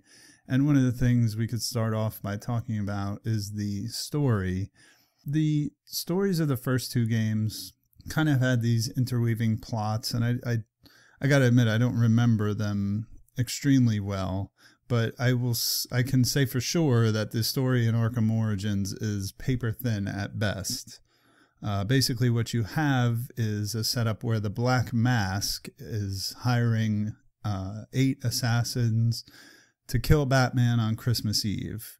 What you find out is that it's actually the Joker posing as Black Mask, and it just becomes another Joker story. And that's basically it. The construct of the 8 assassins being your boss battles is pretty cool, but beyond that, it just becomes another Joker story.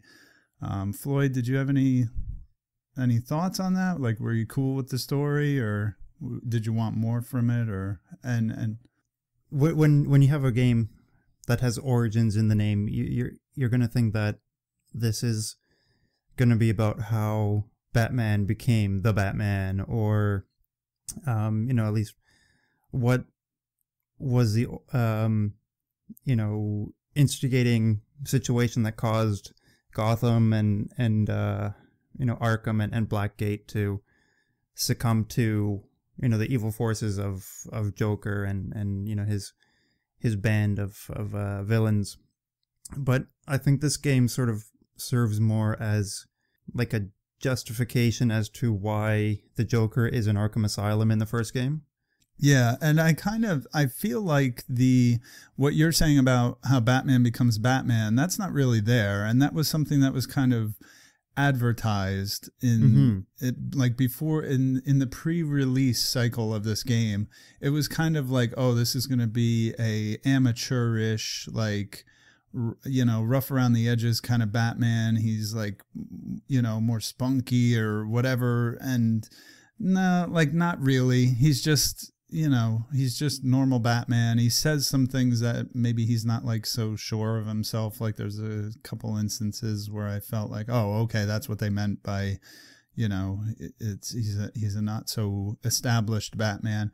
The only other thing that you have is that in the universe, in the fiction, a lot of the NPCs are saying things like, yo, I actually saw the Batman. No, you didn't. He's just a legend. Like, Batman's not established in the world. He's not like well known. Right, yeah. Exactly. He's still like this urban myth kind of thing. But yeah, I don't think as far as it being an origin story, and and on one hand, it's like, what are they going to do? Have you play as Bruce Wayne, the child, and, you know, have a sequence where you go to the theater with your parents, or like, I was kind of hoping Uncharted 3 did that. Yeah, no, I was hoping it would follow more like the Batman Year One comics, where Batman's kind of like messing up and like experimenting with guns and stuff. You know, there's some weird stuff in the comics that go into his origins. In the end, basically, you're playing Batman Origins, but you're playing as Batman, the same Batman as was in the other games. Yeah. Go ahead. I think the only other origin we have in this game is Harley Quinn.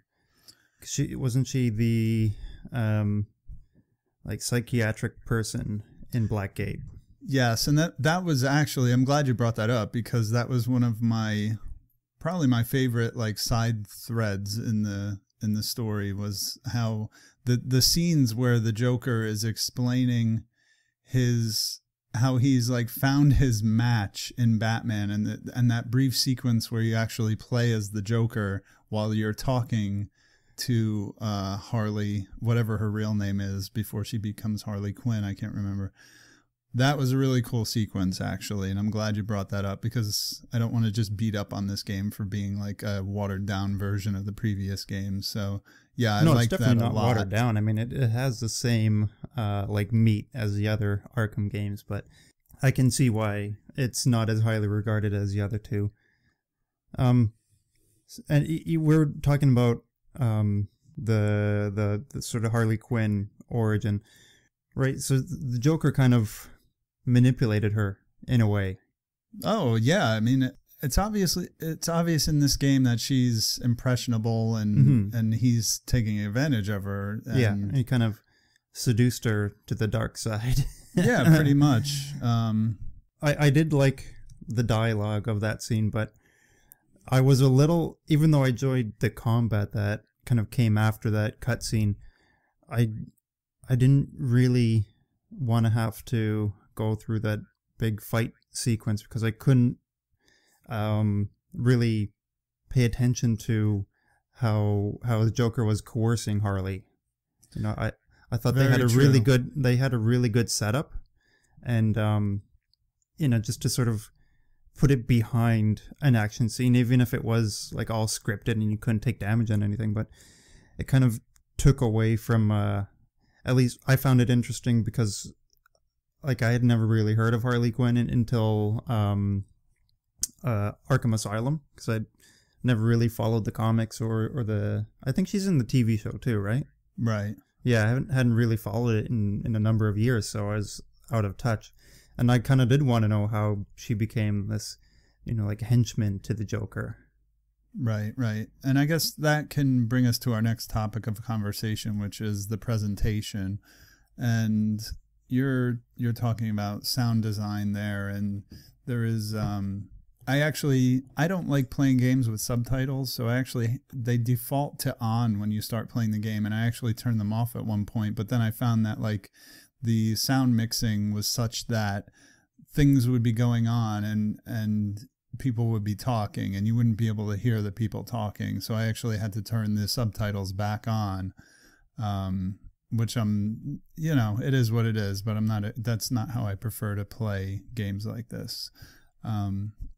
Also the graphics, I played Arkham Asylum and City around the times of their releases, so they weren't fresh in my mind, so I went back and looked at some footage of those games, and I will tell you the graphics are way, way, way better in those games. Really? Okay. Yeah, and I feel like in Origins, the whole it's Christmas Eve, it's winter thing, they kind of use that as a way to cover up like bland environments, and there were some things that I saw, like I mentioned on the forum that I was seeing some things that looked like PS2-esque, which would be like a car covered with snow that had like such a low polygon count that it just looked like, you know, it's just, boxy snow. And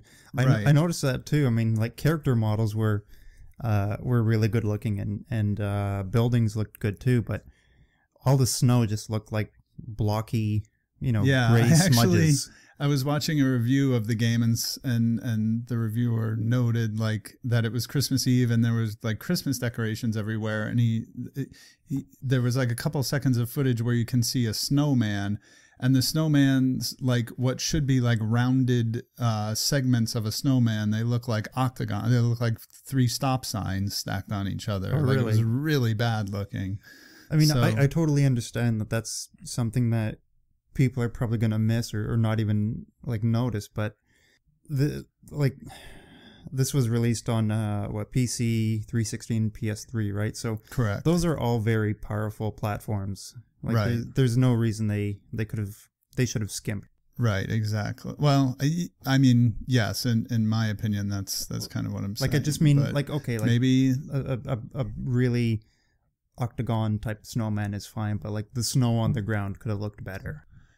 So in the last thing I want to mention in the presentation is that this was kind of a big deal in that the original voice cast, which was largely the voice cast from the animated series that you mentioned, which was Kevin Conroy as Batman and Mark Hamill as the Joker, they are renowned for their voice work in that animated series, as well as the first 2 games.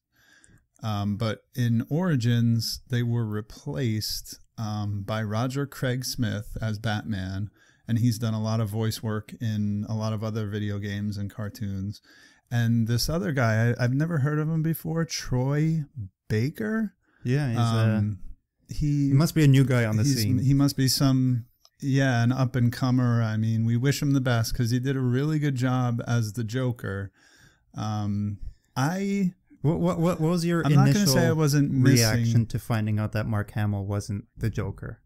You know what? I think it was something that I probably heard about it back in the day and didn't care because I knew that Rocksteady wasn't doing the game. And then you started hearing, okay, like Mark Hamill and Kevin Conroy aren't going to be in it. This game is going to be horrible. Mm-hmm. You know what I mean? I think it's one of those, you just had like a throwaway thought at that news and said, okay, well, this is obviously just going to be. I had the same sort of initial thought. It was that like I kind of tossed it aside because it didn't have Mark Hamill.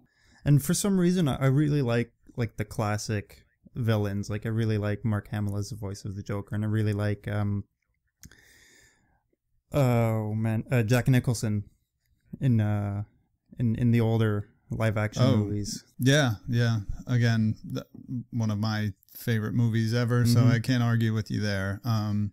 But yeah, I felt like in Origins that the new voice cast actually was just did a fine. really good job. Like I didn't have any complaints. I think Troy Baker did his best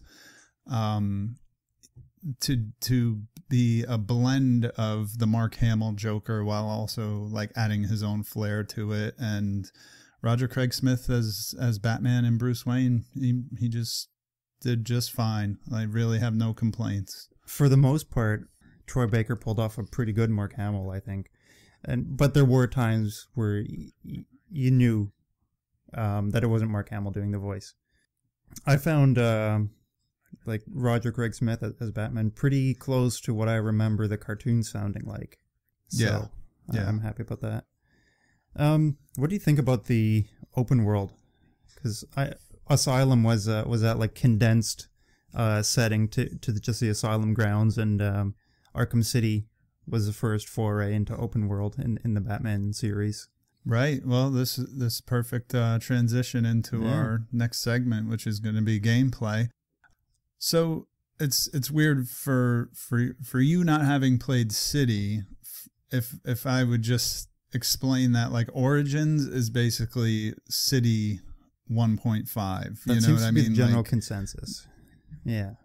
Right. So it is more of the open world feel that was present in City, and I do like the parts of the game that are in the open world, but I found myself gliding and just waiting for that R1 icon to pop up and not caring where it was so long as it was in front of me. Yeah. You know what I mean? I hardly ever like ran on the ground. I was always like gliding or hook-shotting across, or I actually spent a lot of time just fast traveling. Now you see, that's funny. I didn't fast travel at all because I was too lazy to decode the guard towers to open the fast travel locations. Well, there's the one mandatory one that you have, and then I think I decoded like 2 of them. Oh, okay. I only did the first one that you had to do. I didn't think the world was big enough to justify having to do that when just flying around. And like I said, as soon as the R1 icon comes up, grapple and then fast grapple, and you're just like launching yourself through the fast world. Grapple was good, which is but I just think it's not that I didn't like the grapple mechanics or traveling like by gliding and all that. It's just that like Gotham felt so empty. Yeah, and that's one of the like major mainstream complaints about this game, is that the story justification is that it's Christmas Eve, and the citizens are under curfew, so there's nobody on the streets except for the thugs that you have to fight. But meanwhile, that gives you an open world game where there's really no world. Like, I'm not expecting it's just open like emptiness. GTA levels of population density, but at least in the beginning of the game, before they impose that curfew, at least to have, I don't know, some people walking around with shopping bags or something, right? Give the place a little bit of life. Right. Minor complaint. I mean, it's purely superficial, but I think in an open world game, you want there to be some sort of feeling of a world. Right. So now we talked about the grapple, which is probably your most useful gadget for the outside world. But when you're in, I was going to call them dungeons, but when you're in the buildings where you actually have to tackle your story elements or find the next boss battle, you'll get more use out of all of the new gadgets. And again, a lot of people commented this is an origin story and yet he has new gadgets. That's just one of those weird things that, you know, it's in real life. This game came out after the old game, so they got to add something. Maybe as a way to defend Arkham Origins, you could just say that these weapons were decommissioned after this game. There you go. That's it. He discontinued them. So just to run down the list of new gadgets for Arkham Origins, we had the remote grapple, which is the same as the grapple, only you can grapple it to two things. So for example, if you find 2 anchor points, you can create a tightrope, or more importantly, you can grapple to a bad guy and then grapple a propane tank to him and make him explode, which won't kill him somehow. Because video games. Or you can grapple to enemies together and bonk their heads together. It's right. The other new additions are the glue grenade, which is really cool, which lets you deal with some environmental obstacles, but also lets you obviously just shoot glue at a bad guy, which is pretty much the same thing as Spider-Man's web attack in the Spider-Man games.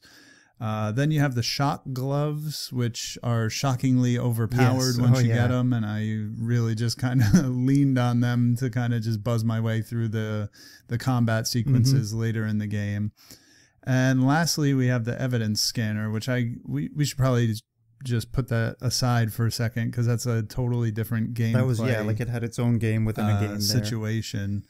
Right. So what were your did you have any like favorite gadgets, least favorite gadgets, stuff you leaned on, or stuff you didn't really use at all? Like, were you using that concussion blaster thing at all? Like, there were some things I didn't even use the sonic batarang one time in the entire game, for example. I didn't use the sonic batarang. I only used the remote control batarang when I had to.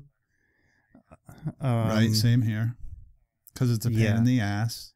I mean, like once I finally learned how to fly around with that thing, it was kind of fun. But the learning curve on that is so huge. Right.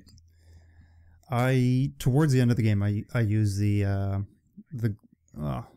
glue grenade a little bit and the concussion bomb. I used the what was it, like the scrambler or the disruptor quite a bit though.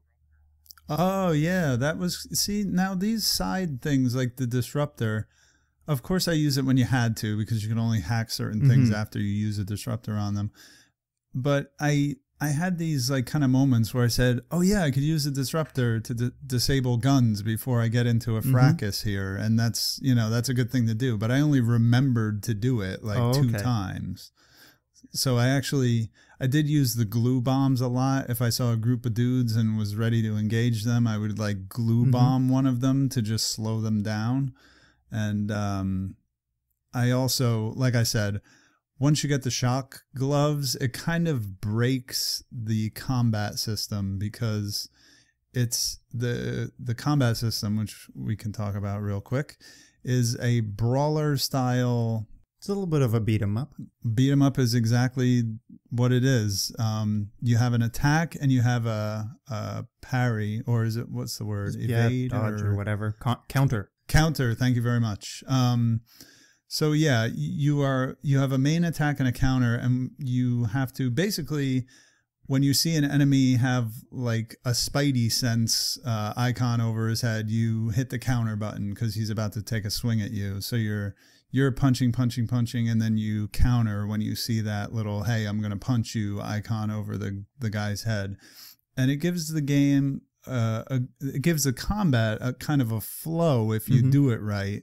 And you can really tell when you do it wrong because the screen goes blurry for a second. It's sort of like Batman getting whacked upside the head, right? Yeah, and you will get whacked upside the head, and you can almost feel it when you get hit with a lead pipe or something. It's pretty shocking the way it takes you out of the flow. Like, and that's something, again, they kind of just lifted this entire combat system from the previous games. It's largely the same. There was no innovation to the combat. I mean, but it was solid enough that I don't think they really had to improve on it.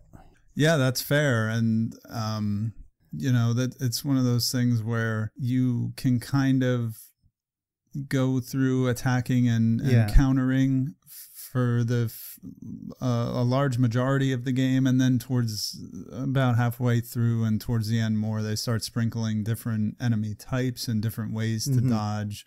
For example, an enemy that has a knife you have to handle differently, and enemies with guns, and then your heavy enemies with armor, you have to tackle them all in different ways. Some combat scenarios I found were kind of messy and a little bit like, oh, I think there's about 3 too many guys here to make this work. I often felt like overwhelmed because I was outnumbered. Right. Before we go into that, I just want to, I guess I want to praise the combat in the Arkham games for having a good flow to them, but also being simple enough. Because a lot of games sort of would do a spin-off of that. Like I'm thinking about Remember Me, which let you make your own sort of Batman-esque combos, and it almost turned into like a fighting game with the combos you'd have to pull off. Yeah, Remember Me, man. That game confounded me. They should call it Confound Me, because it was they had so many good ideas in that game, and man, I hated that game. I loved it, and I hated it. I would have played it if it was only the memory remix stuff. Yeah, exactly. But you're right. Your point being that the Batman system is really good, and other developers are stealing it left and right, which is, you know, when somebody does something really good, that's what you do. Like, I don't mind that it was just button mashing all the time, but they put in moments where you couldn't just rely on button mashing, where you had to, you know, jump or counter or stun enemies. Right. It's like button mash plus, right? Kind of, like you yeah. can't just button mash. Yeah. You have to, at bare minimum, learn to look at the cues from the bad guys. Yeah. So yeah, that brings us to the shock gloves. Let's circle back around to those babies, because so basically what they are is a power item where you have like a charge up and a cooldown. Yeah. But man, once they're active, the combat system is thrown out the window and you're just smashing every enemy, no matter what they're doing, no matter what enemy type they are, and just plowing through them and literally like flying across large environments to connect with them. Like the way it's programmed, you just hit the button and you're rubber banded to the next enemy. Yes, you could be 20 feet away. It's just from like the dude. whiplash. Yeah, exactly. So for me, it was a good thing, because like I was thinking about the Uncharted games when I was playing this, where the combat scenarios started to get a little old to me by a certain point in the game. And it's like, okay, here's another 15 guys I got to fight. Like I get it. And not that I didn't want to do it anymore. I know what I signed up for. It's part of the game. Yeah. But I love the shock gloves because they just made everything go a little bit quicker and made me feel like super powered and just I think that's kind of the point. Dudes. Before we go on, just a little context to the shock gloves is when you beat Electrocutioner, which is a really underwhelming scene in the game. Oh, I love it though. You think you're in for a boss fight, and what do? You just punch him? Yeah. And he's down. Like it's cool at the same time as being underwhelming, because I love that kind of stuff because it just defies your expectations. Yeah. So you get them from him later in the game, not the first Electrocutioner scene, right? Right. Yeah. Yes. And then they kind of get integrated into side quests and story mechanics where you have to power electrical devices. Right. But later on, they definitely do break the game, because you can totally not dodge or avoid attacks at all. Just rely on that attack button the whole time. Right. And we should mention the upgrade system at this point. Like every modern game that comes out nowadays, there are RPG mechanics. And I think, Floyd, you've written about this on rfgeneration.com. People should go check out your article on how RPG mechanics are so prevalent in games now. And, I think developers would be foolish to not use these some kind of progression system. They do have their merits, and they're not totally out of place in games. But I mean, they kind of do. They do incentivize you to go out of your way to get into more combat scenes. Right. Now, I did feel that this system was not as robust as I would have liked to have been. What I did was just I leveled the heck out of both types of shields so I would take less damage. And then as soon as I got the shock gloves, I leveled the shock gloves so that they would power up quicker and cool down slower. And that's basically what I used. That's all I did pretty much. Yeah, okay. So I think I upgraded a few like stealth takedowns or something. They were like, what were they called? Like auxiliary upgrades or something like that. Right. There was, I'm sorry, I can't remember the exact name. There's like 3 segments of upgrades that you could do. I improved the Batarang stun effect. So I did use that as mostly like crowd control.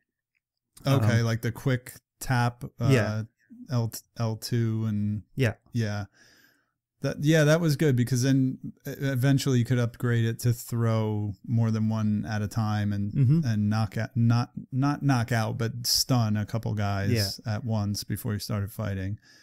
So that was cool.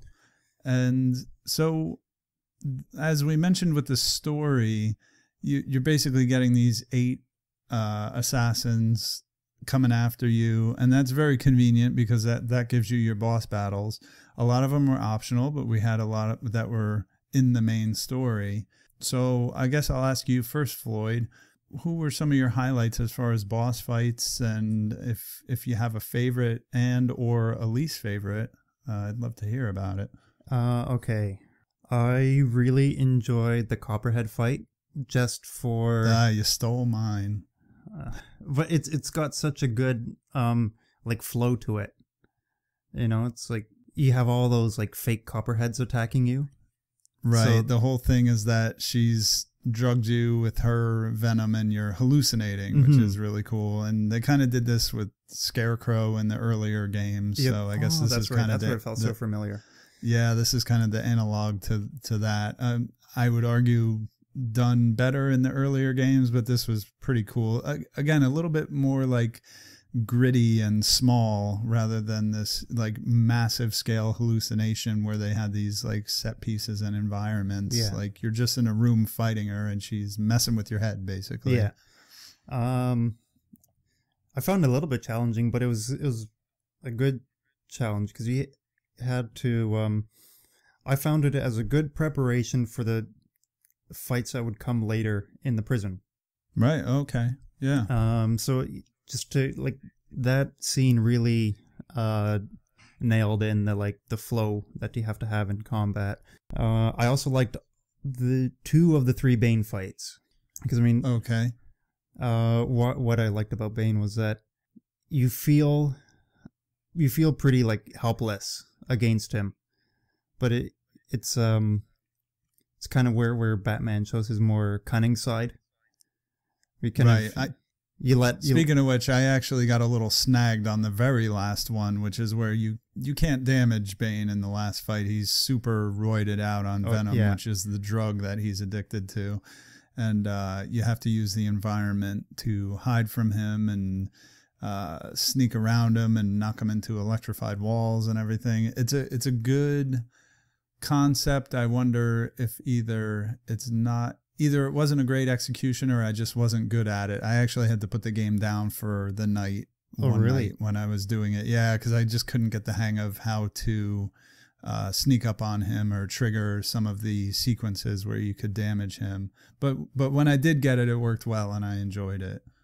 I found that fight very weird at first because like you have that super roided out Bane who's looking for you in vents and stuff. But the whole time up until then had been just like, you know, head-on combat. So, you know, I thought, okay, I'll just run up to him and, you know, lay a few punches on him and run away or whatever. Right. But that doesn't work. And when I realized that I had to stealth on him, I think a few times I didn't get the prompt to do the stealth takedown on him. So I don't know if that was me doing something wrong or if the game not registering. But I think I came down to one little sliver of health and I beat him. So, and it was on my first try. So it was kind of nice to beat a boss on my first try on that game. Right, and that's always good when that happens because it's more immersive when you can actually just do it and not die and have this trial and error situation going on. So that's really cool. And actually, now that you're talking about it, that boss battle is kind of more akin to the more creative boss battles of the previous games. Yeah, and I'm not saying there was no creativity in these boss battles. My favorite was also Copperhead. I also liked the Firefly boss battle. Firefly was good because it was such a departure from every other boss fight. Yeah, exactly. That was basically a bunch of action sequences strung together, which was pretty cool. But I'm gonna throw out my least favorite boss fight, which was Deathstroke. Oh, I wonder why. And I talked to I talked to a few of my friends and coworkers who have played this game, and I told them like, oh, I'm stuck on the Deathstroke battle, and they were like, oh man, that's the worst. Like everybody knows like this is a real pain in the behind boss battle. How did you end up beating Deathstroke? By the skin of my teeth, basically. I just kept trying and trying and trying again. I didn't do anything special to finally beat him. I guess I just kind of focused and was able to pick up on his pattern. Yeah. Kind of. You have to get the timing right. I mean, maybe that's what it is. You know, there's a real challenge to getting the exact timing right, but it's one of these things where you know, it's a modern game. We're used to just like contextual button presses, but they happen like in a twitch way that is almost kind of an old school thing. That it's like, okay, now I have to remember this pattern, remember this sequence, do the contextual button presses with the button prompts, and I have to have perfect timing. So yeah, I think it was like just a mix of designs that didn't come together well. But once you got through it, you know. Well, kudos to you for beating that boss the way you're supposed to. Yeah, I played it on easy anyway, but okay. How did you beat him that was different? I use the grapple on him a lot. Oh, okay. I wouldn't say I use it a lot, but yeah, you can use that to just reel him in and just lay a few punches on him. Yeah, absolutely. No, I did do that. So, like, but that's pretty much all I did. Oh, okay. Okay.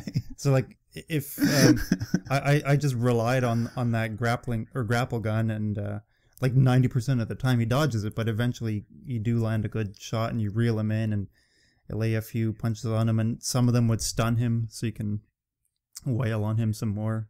So yeah, I cheated through that fight, but it took me 2.5 hours to beat him, so I don't feel bad at all. Oh, wow. Yeah. So I couldn't pick up on the pattern. Right. Yeah, no, it was a pain. But anyway, just to wrap up the boss fights and also the gameplay at large, we should mention that with the Bane boss fight that we were talking about, the last one, is actually really the final boss of the game, because when you confront the Joker, you are faced with basically some quick time events and then a cutscene and then roll credits. I kind of just saw this coming, so I wasn't like super disappointed with it. I had this kind of cynical reaction to it, like, oh, that's how games are now. Like, this is like, what are you going to do? You can't kill the Joker. You know, they already did the Joker on Venom thing in one of the previous games. That was the first one, I think, Asylum, right? Yeah, I guess it makes sense that they didn't have this all-out battle with the Joker and that it was Bane instead. Did you have any thoughts on that, or disappointment, or you thought it was appropriate, or? I thought it was a little bit like too convenient that once you beat Bane, Joker's like in the next room. Okay. Like, because this is in Blackgate and it's supposed to be a huge super prison, and he's just in the next room. Right. I didn't really likewise, I didn't really mind that it was more of a like quick time event type final battle. I did like, and I don't know, I thought it was funny that when you wail on him, Joker like ragdolls around. Yeah, I think some of the I think he's supposed to be like super animated and super exaggerated.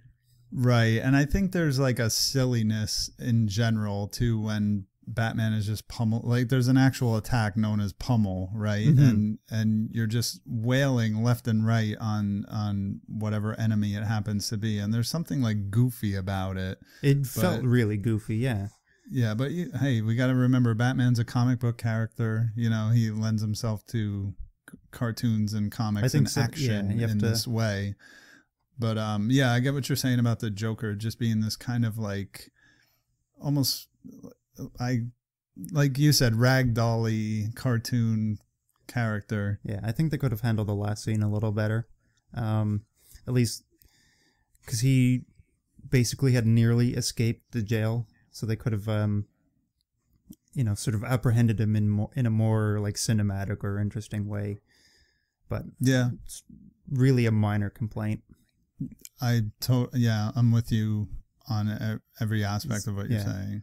Just, like it's a minor complaint, and it's just dodge 3 or 4 of his attacks and then pummel him, and then dodge 3 or 4 attacks and pummel, and right. Oh well. Right. So now, I mean, we've kind of gotten the nuts and bolts out of the way of the gameplay and graphics and all that cool stuff. But I wanted to get to kind of the larger picture to wrap up this segment, which is like, is Batman Arkham Origins just another corporate cash-in? Is it a worthy entry in the Arkham series? Is it indicative of a larger problem in the industry where games like, BioShock 2, God of War Ascension, Gears of War Judgment, where the publisher, even if the original developer is not involved, doesn't want to be involved, is working on something else, will take it upon themselves to make a watered down or not as expertly crafted sequel to a game?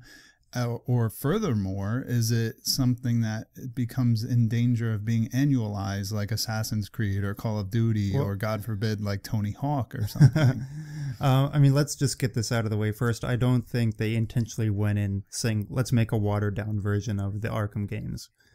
I think that kind of just happened. And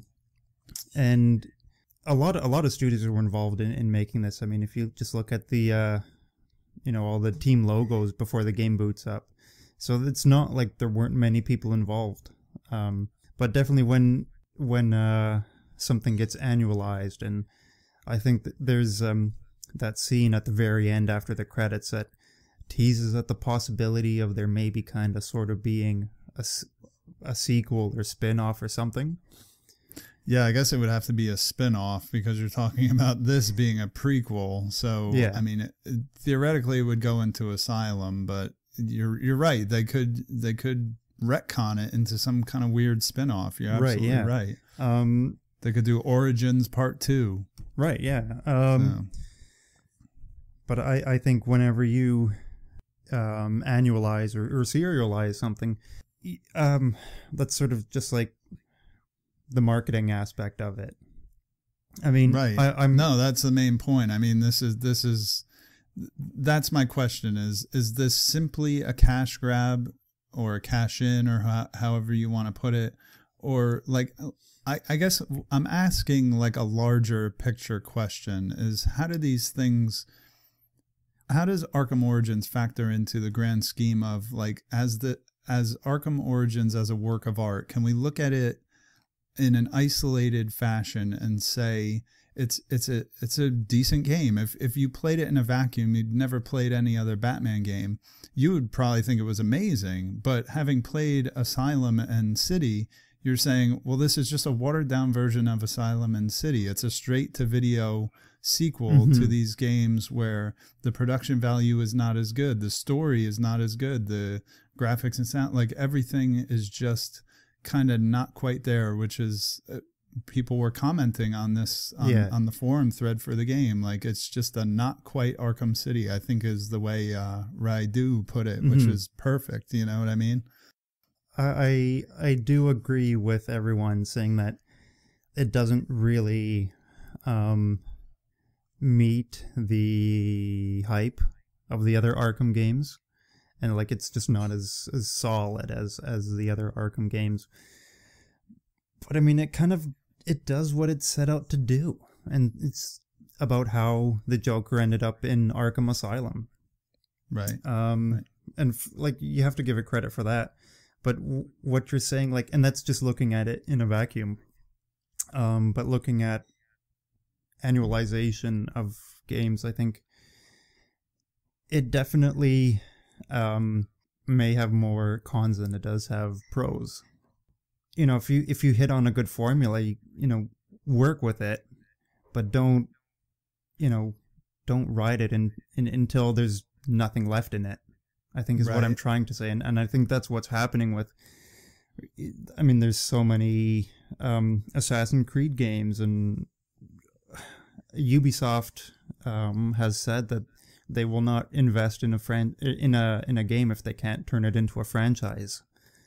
Right. And why would you? Because you can make Assassin's Creed games until they stop making money, and you can keep making Call of Duty games until they stop making money. And, you know, these games sell gazillions of copies. Mm-hmm. So, I mean, why wouldn't you just keep making the same game over and over again? I think that is the argument from the other side, is just why not? It, like, financially, it's working. Right? Yeah, absolutely. If you have something that's successful, why mess with it? Mm-hmm. But not to sound like elitist or anything, but at the end of the day, or, you know, at the end of a bunch of annualized entries, you're going to be playing the same thing. Absolutely.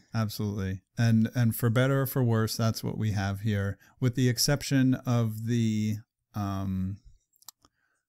detective sequences, which we didn't really talk about, but basically that's you go into a crime scene and you get button prompts to kind of recreate. You saved that for last scene. For a reason, because I think you have so you have a very interesting opinion on the detective vision. Oh, I was actually talking about like the detective scenarios, but yeah, we can talk about detective vision too. That's actually we'll do the detective thank you first. for covering for me. I almost forgot both of those things, so we can definitely touch on those. I just want to say that, like, as far as this game being a cash-in or a step towards annualization, there's something to be said for that. But I also just want to quickly put out there that I would recommend this game to anybody who played the first two games and liked them. Don't go in there with a lot of expectations. Just, if you want to play another one of these Batman games, grab it, because they put together a decent game here. Mm-hmm. I kept thinking, and I couldn't stop thinking about BioShock 2, because it's basically the same situation where the publisher wanted to put a sequel to this game. The original developer was not involved.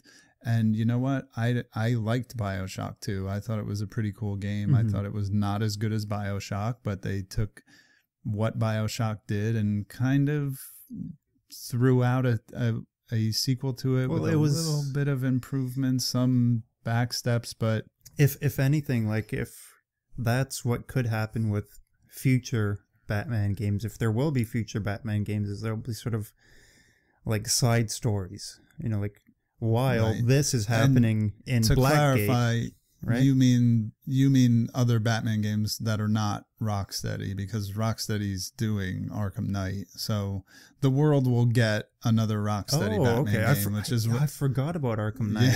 Yeah. So we will have that, but there is still the question: will there be other side games? Will Warner Brothers farm out more spin-offs and sequels? I mean, let's not forget there were the portable games. They made Vita and 3DS versions of this game. So, but I guess even Rocksteady could put out like a side story game, couldn't they? They could. I mean, I guess they only have so much time and money, though. Right. That's the whole thing. And I just think, because like BioShock 2 was sort of what happened as Rapture was going to pot, right? Yeah.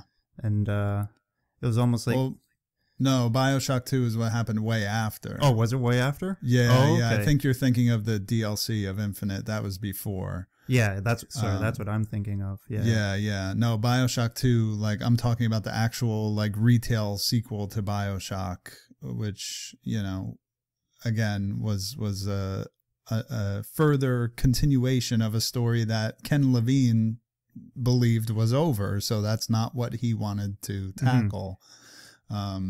So anyway, we're digressing into BioShock. I don't want to do that, but let's move on to that other bigger picture situation that you helped me remember to talk about, which is detective vision. It's used basically, like, to cut to the chase, it's used in a good way and in a bad way. Right. So what detective vision is, and this is something that was in the previous game, so I'm not slamming Warner Brothers for, like, throwing this into a game, and the bigger point is that this is in pretty much every modern game now. As a matter of fact, I'm playing the next community playthrough game, which is Tomb Raider, and it has a version of this in it. What does it? Oh, okay.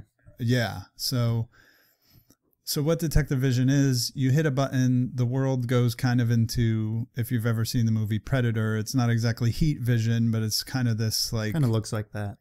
Ultra colorful, like, contrasty vision where you can see things, for example, that you can latch onto, or a vent cover that you can pull down to crawl into the vent. Or you can actually see your enemies through the walls and know where they are.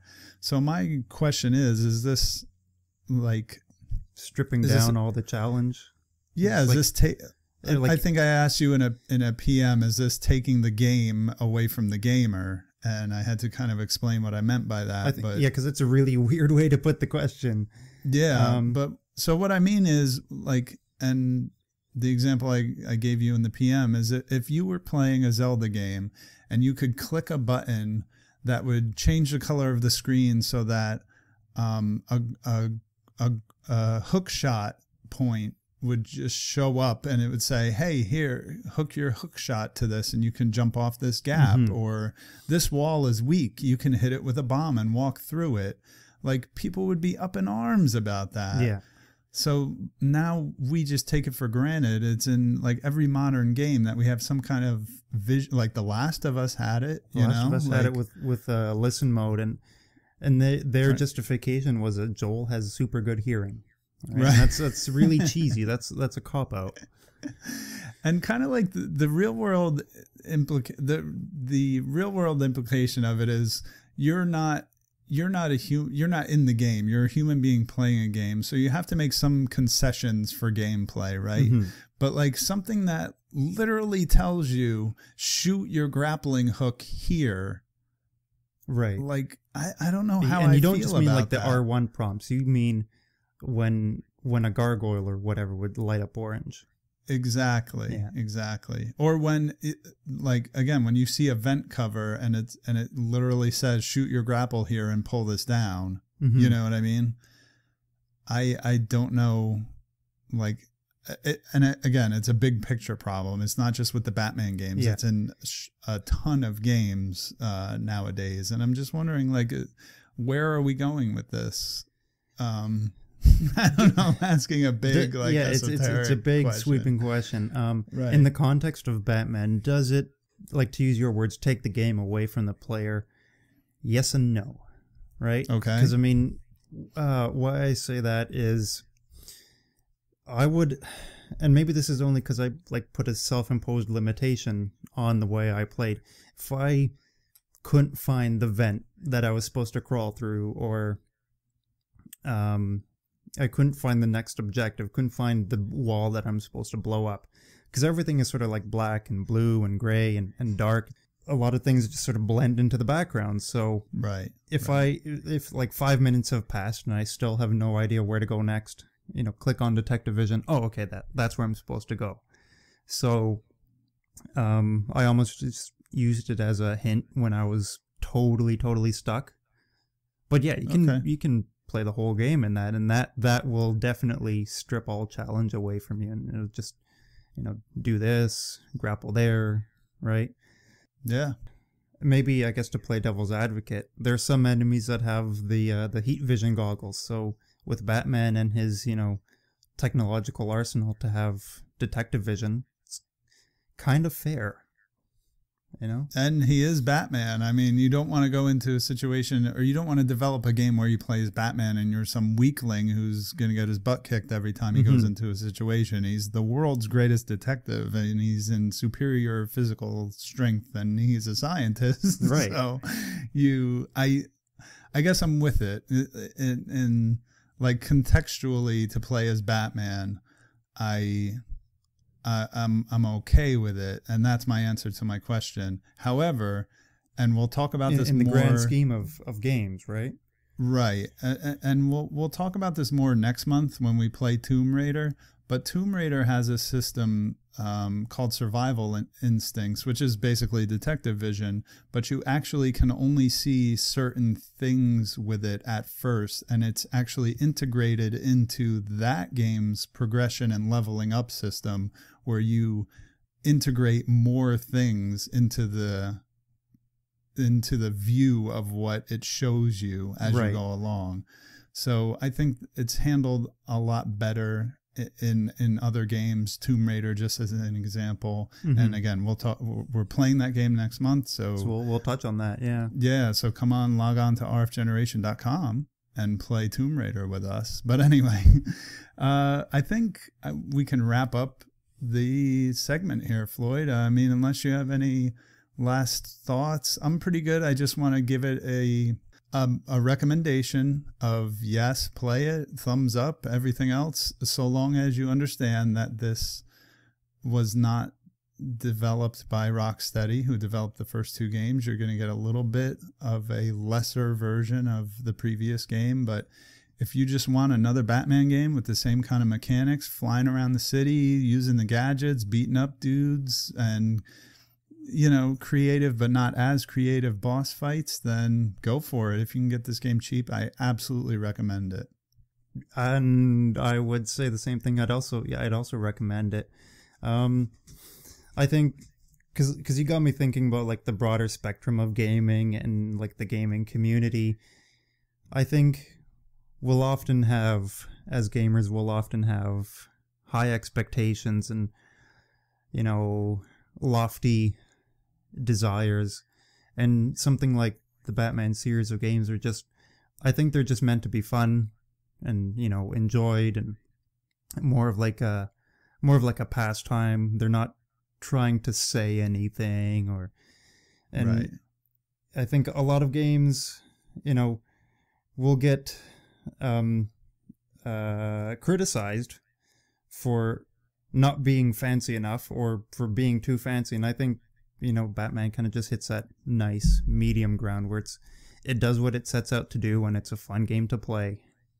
Right. I think playing and liking Arkham Origins is kind of like listening to and liking that band that is kind of like if you have like a favorite band and then they haven't put out an album in a while, but there's this kind of rip-off band that you also like, that you just like, you kind of like them because they sound like the other band that you like, you know, like that's what this is. That is a good comparison of what this game is to its other two predecessors.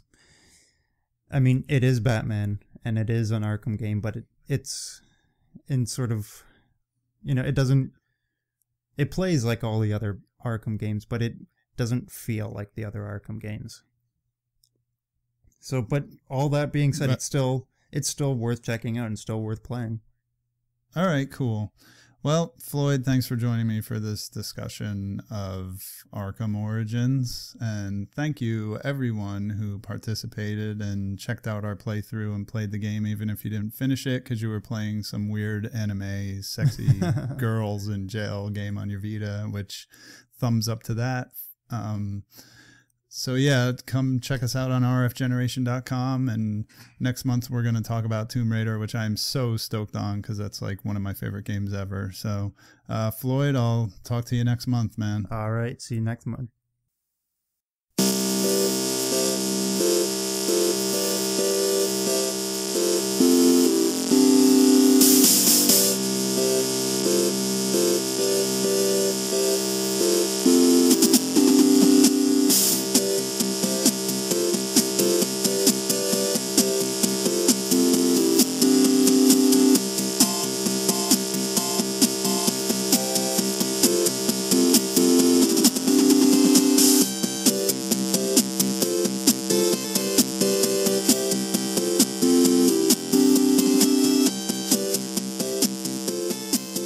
Well, that's going to wrap it up for this entry of the PlayCast. Thank you for listening, and a very special thank you to everyone who joined the playthroughs. Remember to visit rfgeneration.com to participate in our playthroughs, discuss the games, or leave feedback about this podcast. Join us next month in our playthroughs for April 2015, in which Steven will be hosting Paper Mario for the Nintendo 64! And Floyd will be hosting one of my favorite games of the last generation, the 2013 reboot of Tomb Raider. Thank you again for listening, and we'll see you next time on the RF Generation PlayCast.